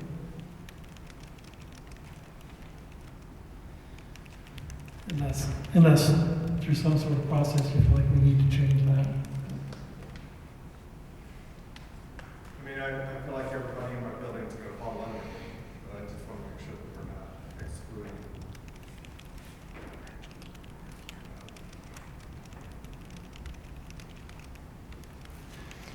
Mr. Walker, would you be willing to elaborate on that? I mean, Well, I mean, that was just a good point, where you talked about the council. Where does that council fall under? If you're wanting to get specific. And if my understanding is correct, that person is a contracted person, not an employee. I have two jobs. Right. Right. Okay, and is the contracted one under the ESS department or No, the other way that around? one's, Yeah. Okay. Yeah, and those kinds of things are not, that level of detail is not in this org chart. There's a number of positions like that. So like our 504 coordinator, and there's a number of positions in both campuses that are. Right, I get that. Just wondering, all other staff. Mr. Holmes, would those positions all fall under the classified staff? Not necessarily, because some of those are, classified staff is really more hourly employees. And some of the people that I think Mr. Walker's talking about are paid by the hour. So I'm looking at him to confirm that. If someone's paid by the hour, it would be considered classified, but are the positions you're asking about paid by the hour, where are they salaried?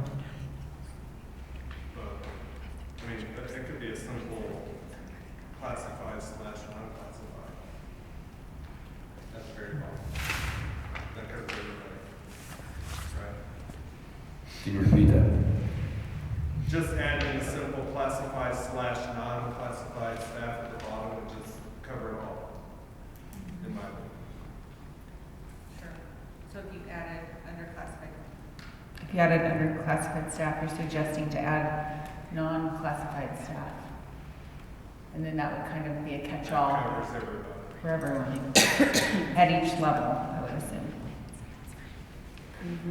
I'd like to know, as we're talking about this and hearing from you, Mr. Walker, thank you for speaking up. I would like to hear from our current principals, and I'm grateful to see that you're here, and our high school, Mr. Kennington, is here, and Mrs. Duca. I'd like to know if you guys have any concerns with the org chart as it stands, and if there's anything you would like us to know or consider, or questions that you have. If you'd be willing to speak to those at this time before we vote on this. No concerns on mine. Looks standard, looks sharp, definitely supported.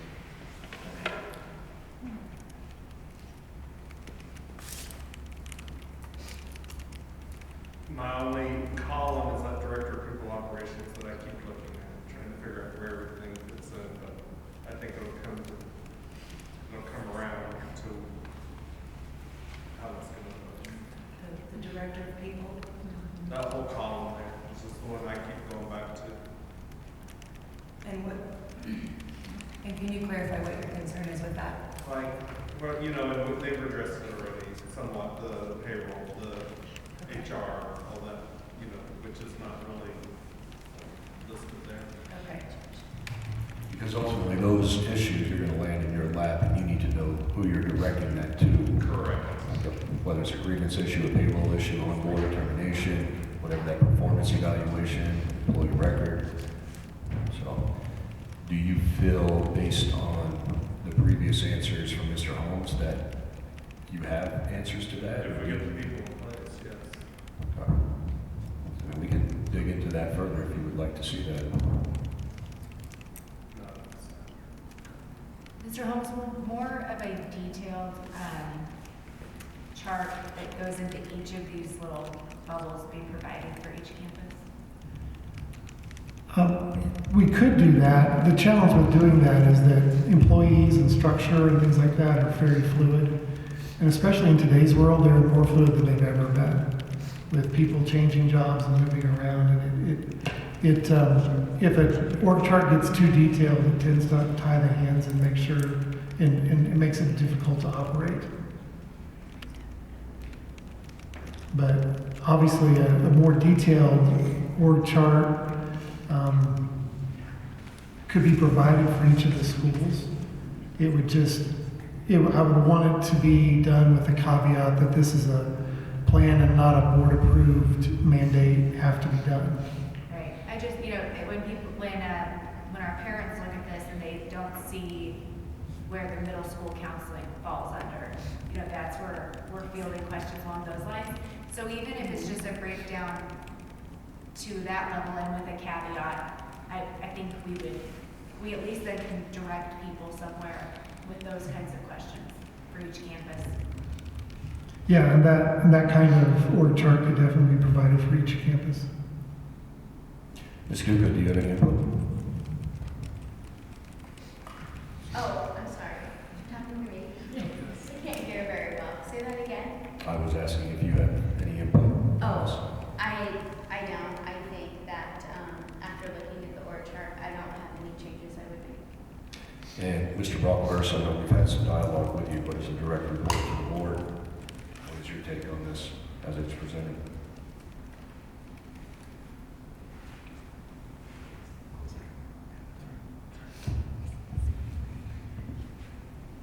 It makes a lot of sense to me. It's in line with a lot of other charter schools throughout the state. New to me was the director of people operations and kind of understanding that. Mr. Holmes provided a document that kind of outlined what that role is and what they kind of do. It's from what I understand of that is that they're taking a look at the operations of the school and what the school needs to be successful. We're all here to educate our kids.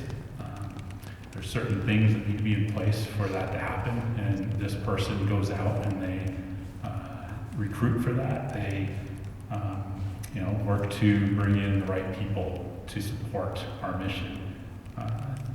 And so I'm excited about kind of that different look versus a director of human resources, which can be heavily focused on legal components of an organization, albeit very important. Sometimes it doesn't always align with the operations of the organization. So I'm excited to see this. I think it's good. My biggest question was kind of where, without the HR piece in there, where does all that kind of line up? So understanding who employees go to if they have questions about benefits, and where do you go to if you have concerns about what's going on. So understanding where that kind of falls is the piece that I'd be interested in kind of hearing a little bit more about. Payroll obviously is one of those things that when I look it up, it's 50-50. Sometimes it falls under the CFO and finance, sometimes it falls under HR. There's components to both, that inputs that go into it. I'm happy to take payroll under myself, whether that's through an outsourced partner or a person or what have you. Happy to leave it where it was before under, I guess it would fall under director of people operations. I'm flexible. I don't really care where it ends up. I just want to know kind of where everyone expects it to be so that we can manage it appropriately. But ultimately, I believe this is a great, a typical org chart. And like Mr. Holmes said, having flexibility and fluidity in it is vital. These days, there's a lot of change out there. People traditional roles are morphing into different things. You know, I've myself found that I'm now an expert in engineering and road construction. It's just part of life, and you start working on it, that kind of thing. So, you know, there does need to be some flexibility and not too static. I don't know if that answers your question. Very much so. And can I just clarify, thank you for sharing that, Ms. Bucklers. I think this is a really important component, the HR piece, and so I'm glad we're discussing it more and hearing your thoughts on it. And I just want to confirm, under the people ops, we're talking about a PEO, a professional employer organization. Is that correct? I don't know that we're necessarily talking about that. I mean, it's a possibility. Okay.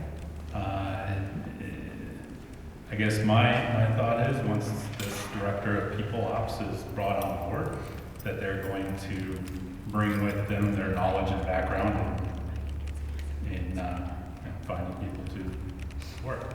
And that I would rely on their expertise in terms of what the best path forward is regarding payroll, if we outsource payroll, you know, or if we keep it in-house. I mean, there's pluses and minuses to both. I've been in organizations that have had either one.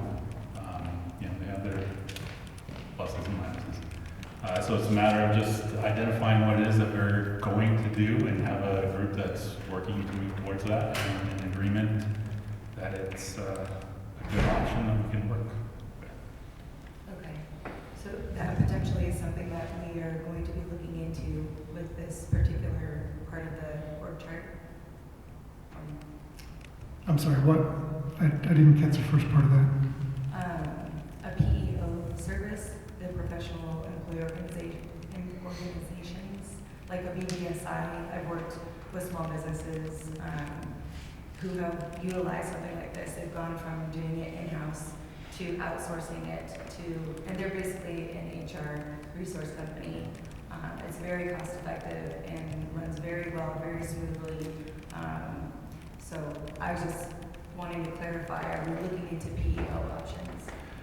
I think that's part of what we look at, and like Mr. Brockler said, I concur that once we get that director of people operations on board, their input into that process would be really important. And I did want to just clarify one thing, is that a lot of the typical HR functions that people think of, those would go under the director of people operations. So if there's a legal concern or harassment concern or something like that, that would all be directed to the director of people operations. If I could say one thing, Misty reminded me there that now we have a membership with Employers Council, and that comes with certain benefits and resources. And so when this person comes on, then they just need to be made aware that we do have that consultant that we pay membership for. And like, you know, at some point since I've been working with that consultant, I'm happy to then talk to this person and transition them to be kind of lead contact.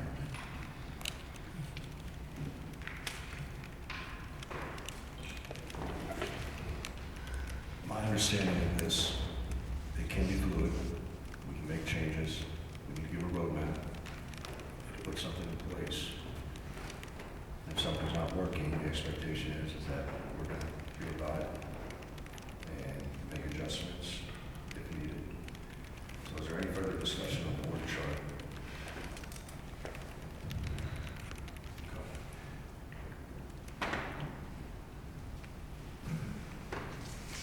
Before a motion's made, are we considering adding the term non-classified into the classified staff section? We absolutely can. We'll make a motion. I'll make a motion. I motion that the board of directors add term non-classified alongside classified staff. Each elementary, middle, and high school notation on the organization represented. I'll second the motion. Any further discussion?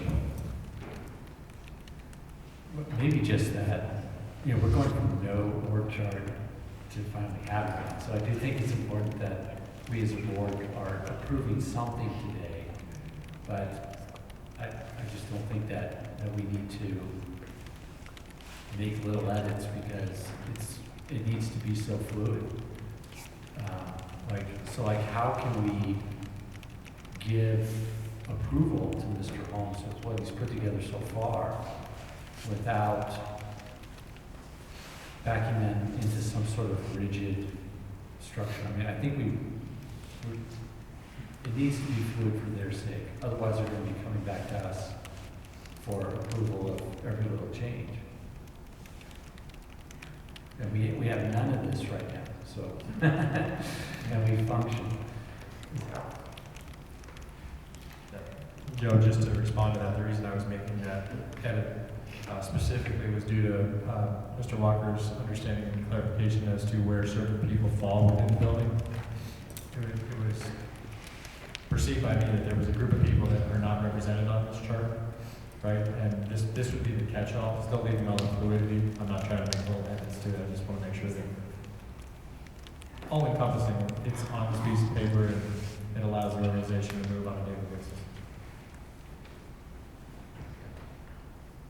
Any further discussion? All right, I'll call the vote for adding the term non-classified staff next to classified staff as motioned by Mr. Dole. Mr. Buczkowski, how do you vote, sir? Aye. Mrs. Clinton? Aye. Mr. Dole? Aye. Mrs. McEwen? Aye. Mrs. St. Alban? Aye. And Ryan Graham votes aye. That carries. So that moves us back to the organizational chart as presented in its entirety with the amended non-classified staff added to that. Does somebody want to make a motion to approve the organizational chart tonight?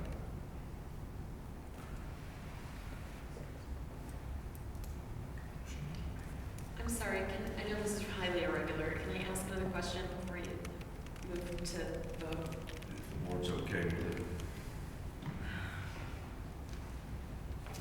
Thank you. I'm just, what my concern is that we learned something new about the ESS director position is that it actually does not function as a director position, that it's actually a coordinator position, which is parallel to the coordinator positions for the district. Except that we have in-house, so we have autonomy, we have someone we trust, the parents trust, the kids trust, a proven expert who has been really advocating for our children and working with them successfully. I urge you not to lock us into this right now, even before we can have a parent meeting. Really appreciate your suggesting a parent meeting and following through with that. But what good is that if that comes after the fact, after you've already voted to eliminate a position that we are trying to hold on to? If she's really a coordinator, if that position is really a coordinator that reports to the district ESS director, then we are absolutely legally in line. Therefore, the concern about law in this case does not apply. We make it a name change, a title change, and it fixes it. If we need to bring that salary into alignment with the district's coordinator, then we look at doing that. If the district needs to pay for part of that salary, then isn't that part of our contract with the district? So if you remove the motivation of finances from that particular decision, then the only motivation was, what was the other motivation that you said, Mr. Rose? Money. Legal and financial. Financial. And we, I thought, were committed to not making staffing cuts based on finance. And so I urge you not to lock us into that change tonight. Thank you, ma'am. So Ryan, I'm going to move forward with the notion, but I'm also going to respond. If what we're approving tonight still allows the fluidity, the director position was always misleading if it's truly a coordinator. The coordinator is part of the ESS team. The ESS team is still notated for elementary, middle school, and high school. We're not removing the opportunity for the coordinator position. We've talked about legal and financial reasons why we would eliminate that position. But by making this motion, I don't feel that we have eliminated that or really given any good weight to allow that position to open back up. You'll still have your meeting. That's already been mandated as a directive to the COO. You'll be able to ask your questions. Board members will be in attendance there and will also be able to hear the responses and the questions. And this will be further discussion if it's really warranted. So at this time, I'd like to make a motion to go ahead and approve the Monument Academy Organizational Chart 2022-23 draft as presented. Sure, good word draft. Let me retract that and start over. Let me make a motion to approve the Monument Academy Organizational Chart for the 2022-2023 school year as presented this evening. Is there a second to the motion? A second. Any further discussion on said motion? Seeing none, Mr. Wichkowski, how do you vote? Aye. Mrs. Clinton? Aye. Mr. Gold? Aye. Mrs. McEwen? Aye. Mrs. St. Alban? Aye. And for the record, Ryan Grant votes aye. The motion carries. Mr. Holmes, you've got a lot of work, so thank you for getting this put together. I know this has been a long process. And board, thank you for the dialogue, questions, engagement on this. Let's move forward to teacher pay scale. And Mr. Dole, if you will take the lead on this.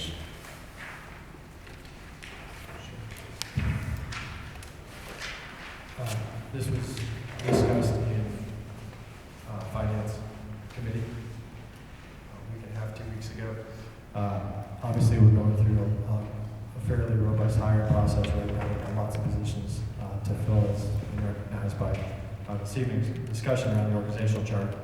And it was brought to our attention that it was on our website, under the MA New Hire Pay Scale, what is listed on the website was put on the website in 2016. It is not in alignment with what we're advertising right now for compensation for our teachers. It is below what's being advertised, and therefore it's created confusion. So at the very least, discussion first, or make a motion? I'd like to make a motion that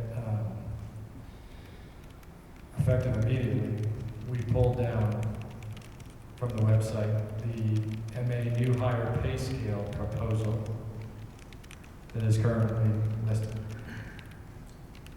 I'll second the motion. All right, it opens up for discussion.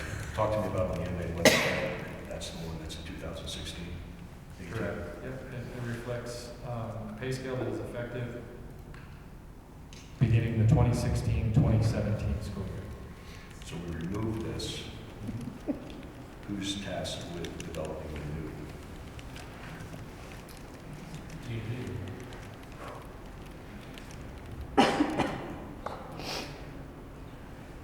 I'd like to ask our administration on this.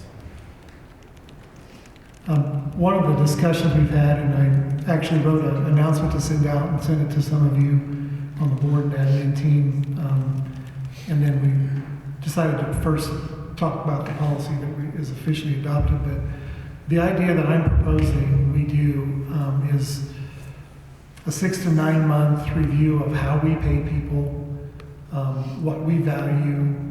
You know, the policy that's currently on there talks about the ability to pay more for hard to find positions, but it doesn't define how much that is or what those positions are necessarily.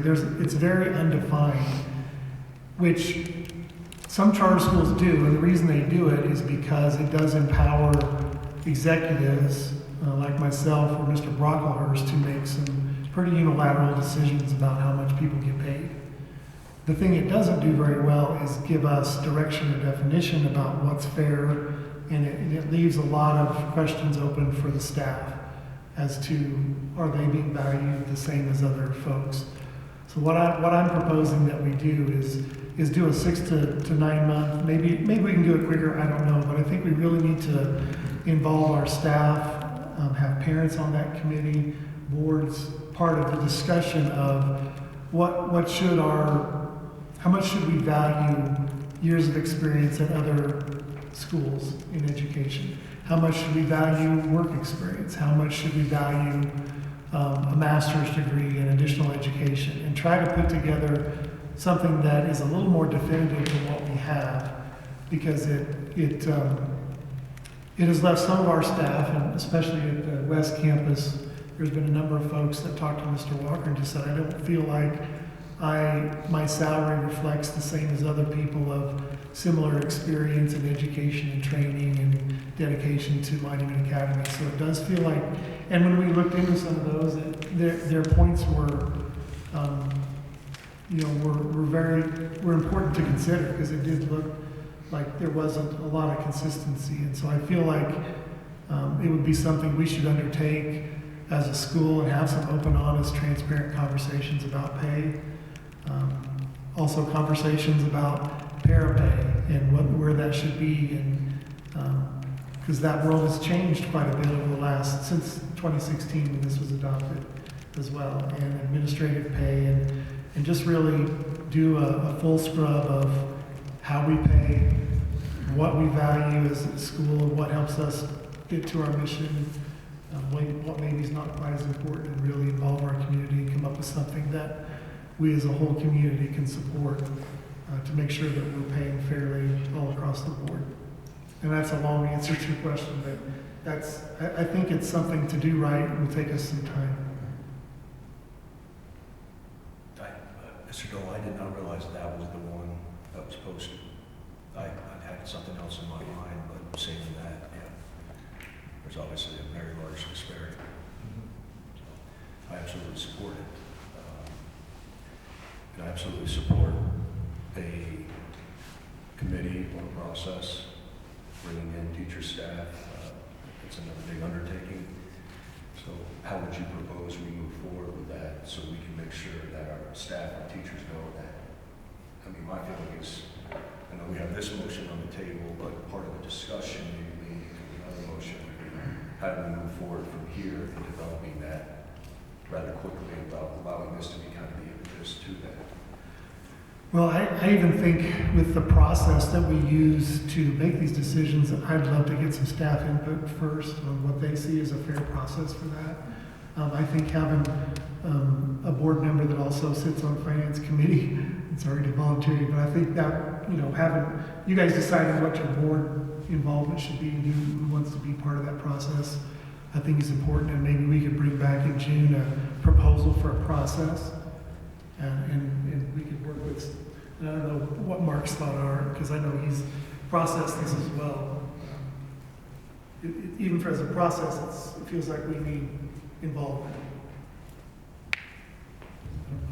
I'm volunteering you to talk again. I'm sorry for that. No, I'm in agreement that it requires involvement and understanding where teachers what they value in what is on the, I guess I look at it in terms of like a salary schedule. We've had one away from it, and now we're talking about maybe going back to one, or at least I've talked about it. But where, like Mr. Holmes mentioned, years of service teaching in the past, how to weight that, various degrees plus the hours in the next degree, how we weight those, so that we can have a compensation package that we can be proud of, that meets the needs of the school and meets the needs of the teachers. But yeah, it's going to take a group of people to arrive at that. And so yeah, it will take a little time. I think you said 6 to 9 months. I'd like to see it done in like 6 months, so that by December we kind of have an idea as we start to kind of get into the budget of the next year to make sure that works out well. But yeah. Well, you may have said this, but involving the director of people ops, it seems they're going to be the ones out recruiting. So I guess one other thing is the League of Charter Schools did a big salary survey with a number of schools throughout the state. And so we've got that information that's available. It's available, I think, to the public. I don't know, maybe not. Maybe just to people who are members of the league. But we've got a copy of that we would utilize as well, so that we're comparing apples to apples. You know, we like to compare ourselves to where we sit next to the district. Unfortunately, that gap is a difficult one to close. So we need to be honest and utilize the charter as kind of that level that we need to compare to and be competitive with. Because in all honesty, we probably would have a hard time ever being competitive with the district. It's just the way it is, unfortunately. So I think that's a good resource to utilize as well as we're embarking down this path. Mr. Holmes, thank you. I definitely support the idea of you bringing back something next month. I'm jumping ahead here, but I'm just going to put it on your radar, Mrs. Clinton, if you'll add that to new business. That would be an agenda item for discussion action. Back to the motion at hand. Is there any further discussion? Ms. Clinton, can you reread that motion? Or Mr. Dole, can you restate that motion? Sure. Oh, it says, okay. Motion that effective immediately be removed from the website the new higher pay scale proposal that is currently listed. Okay. Any further discussion? Seeing none, Mr. Buczkowski, how do you vote, sir? Aye. Mrs. Clinton? Aye. Mr. Dole? Aye. Mrs. McEwen? Aye. Mrs. St. Alban? Aye. For the record, Ryan Graham votes aye, motion carries. Mr. Holmes, who will be directed to actually take that off of there?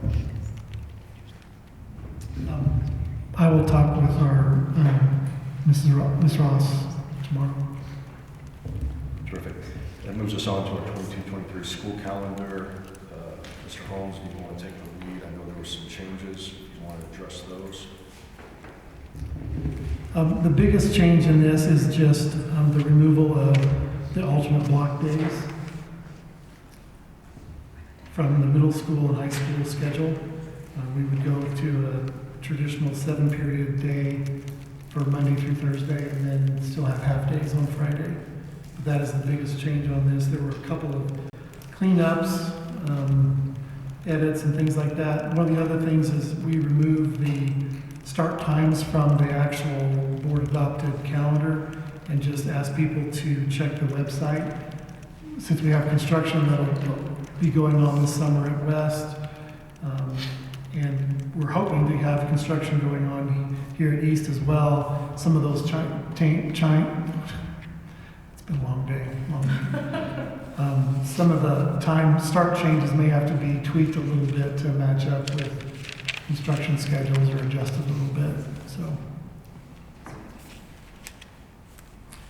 and then the other change is that we're going to ask that all new teachers report on August 1st.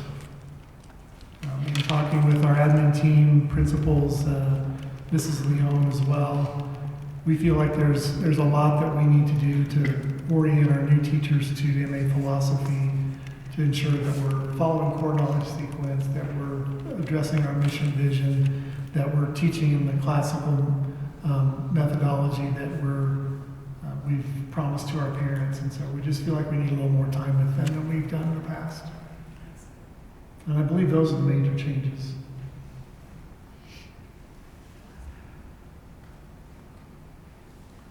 Do you know how many snow days are built in?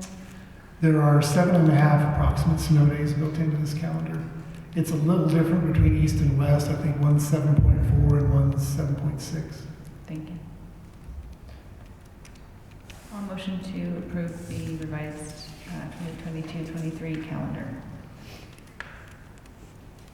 I'll second it. Any further discussion?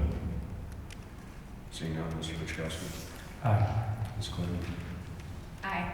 Mr. Dole? Aye. Mrs. McEwen? Aye. Ms. St. Alban? Aye. My great votes aye. That carries 22-23 calendar. Thank you, sir. Moves us on to faster survey results. I'll leave this one off. Obviously, the board just received the results today at 1:30. My proposal to this board is that we take some time to digest those results. We'd like to have a little more conversation at the board retreat. I would like to send those to the 3 new board members to receive their input. And at the board retreat, for further discussion and come back and talk about that. I mean, obviously the work session is open session, so parents can show up and listen, community can show up and listen. So all that to say, that would be my proposal on the pastor survey. If the board supports that.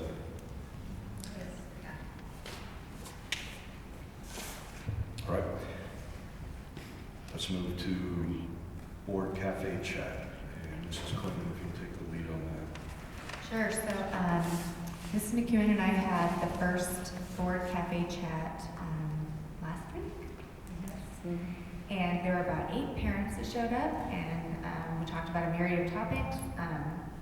I think it was really effective at addressing the request for the two-way communication in a less formal environment, not as scary as public commenting. We can answer things to the best of our ability right then and there. So, all that to say, who wants to do the next board cafe chat and when? Do we want to try and do them over the summer, or wait and push it closer to the start of the school year, take June off, do July? But the goal is for it to be rotating members so that people have an opportunity to get to know more than just Misty and I.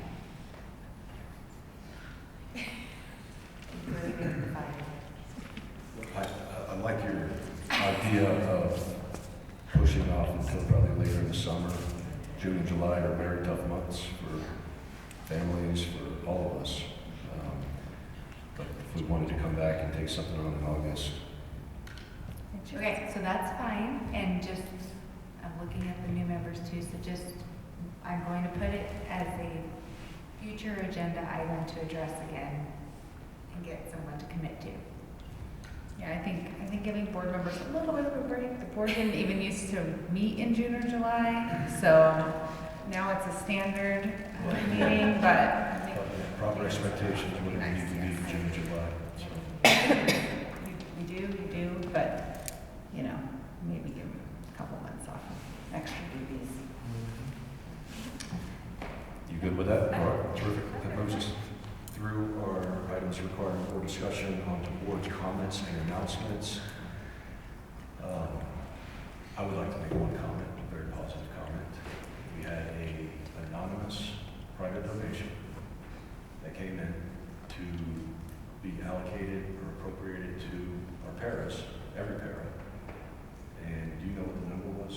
I think it was 6,000. 6,000. That was divided up amongst 28 paras, correct? Actually 30. 30 paras, so $200 per para based on that number. And Mr. Brethauer, those were handed out today. Wendy handed those out today. Terrific. So that's huge. Private, anonymous donation that came in with that sole intent. So that's why I want to share that.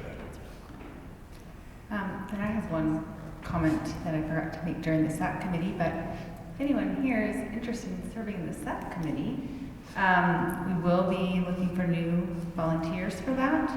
And it meets once a month. Generally, it's the second Tuesday of the month, and it's during the day. If you're interested, you can email Mrs. Barrett for the west and for the east, Mrs. Duca, I'm assuming. And we're always looking for people. We also need technically one community member who is not associated with Monument Academy in any way to serve on that committee. Yeah, it could be a grandparent or just maybe a neighbor. That's a really hard position to fill, so sometimes it goes unfilled, but if you want to be on that committee, we would love to have you. 3 comments. Oh, sorry. No. First one, Mr. Holmes already touched on it earlier, but I just want to give recognition to the 4th grade team for the Colorado History Day. I thought that was awesome. The performance, the square dancing, the wax museum, It was just really, really impressive to just see the courage of these students speaking to individuals, obviously the parents in the room, but still to them complete strangers, and really taking on the character and the role of the person that they studied. So great job to our fourth grade team and students for pulling that one off. Secondly, I'd like to make a recommendation to the board that for all future meetings, at the top of the hour, we get like a 2-minute stretch break. Yeah, and then the third one is just a request to be praying for those people that, with the fires going on today. I think we had 5 fires break out, 2 right here in Colorado Springs local, and of course the one just on the west side of Pikes Peak. Be praying for first responders. There's just a lot going on. Hopefully these winds die down. Yes, and we're ready. Thank you, Mr. Gold. Board, any further comments, announcements? Seeing none, new business, we have a few items on there already. Any further new business, we call for, and entertain a motion to adjourn. A motion to adjourn? Second that motion. Anyone opposed to that motion? Seeing none, we are adjourned.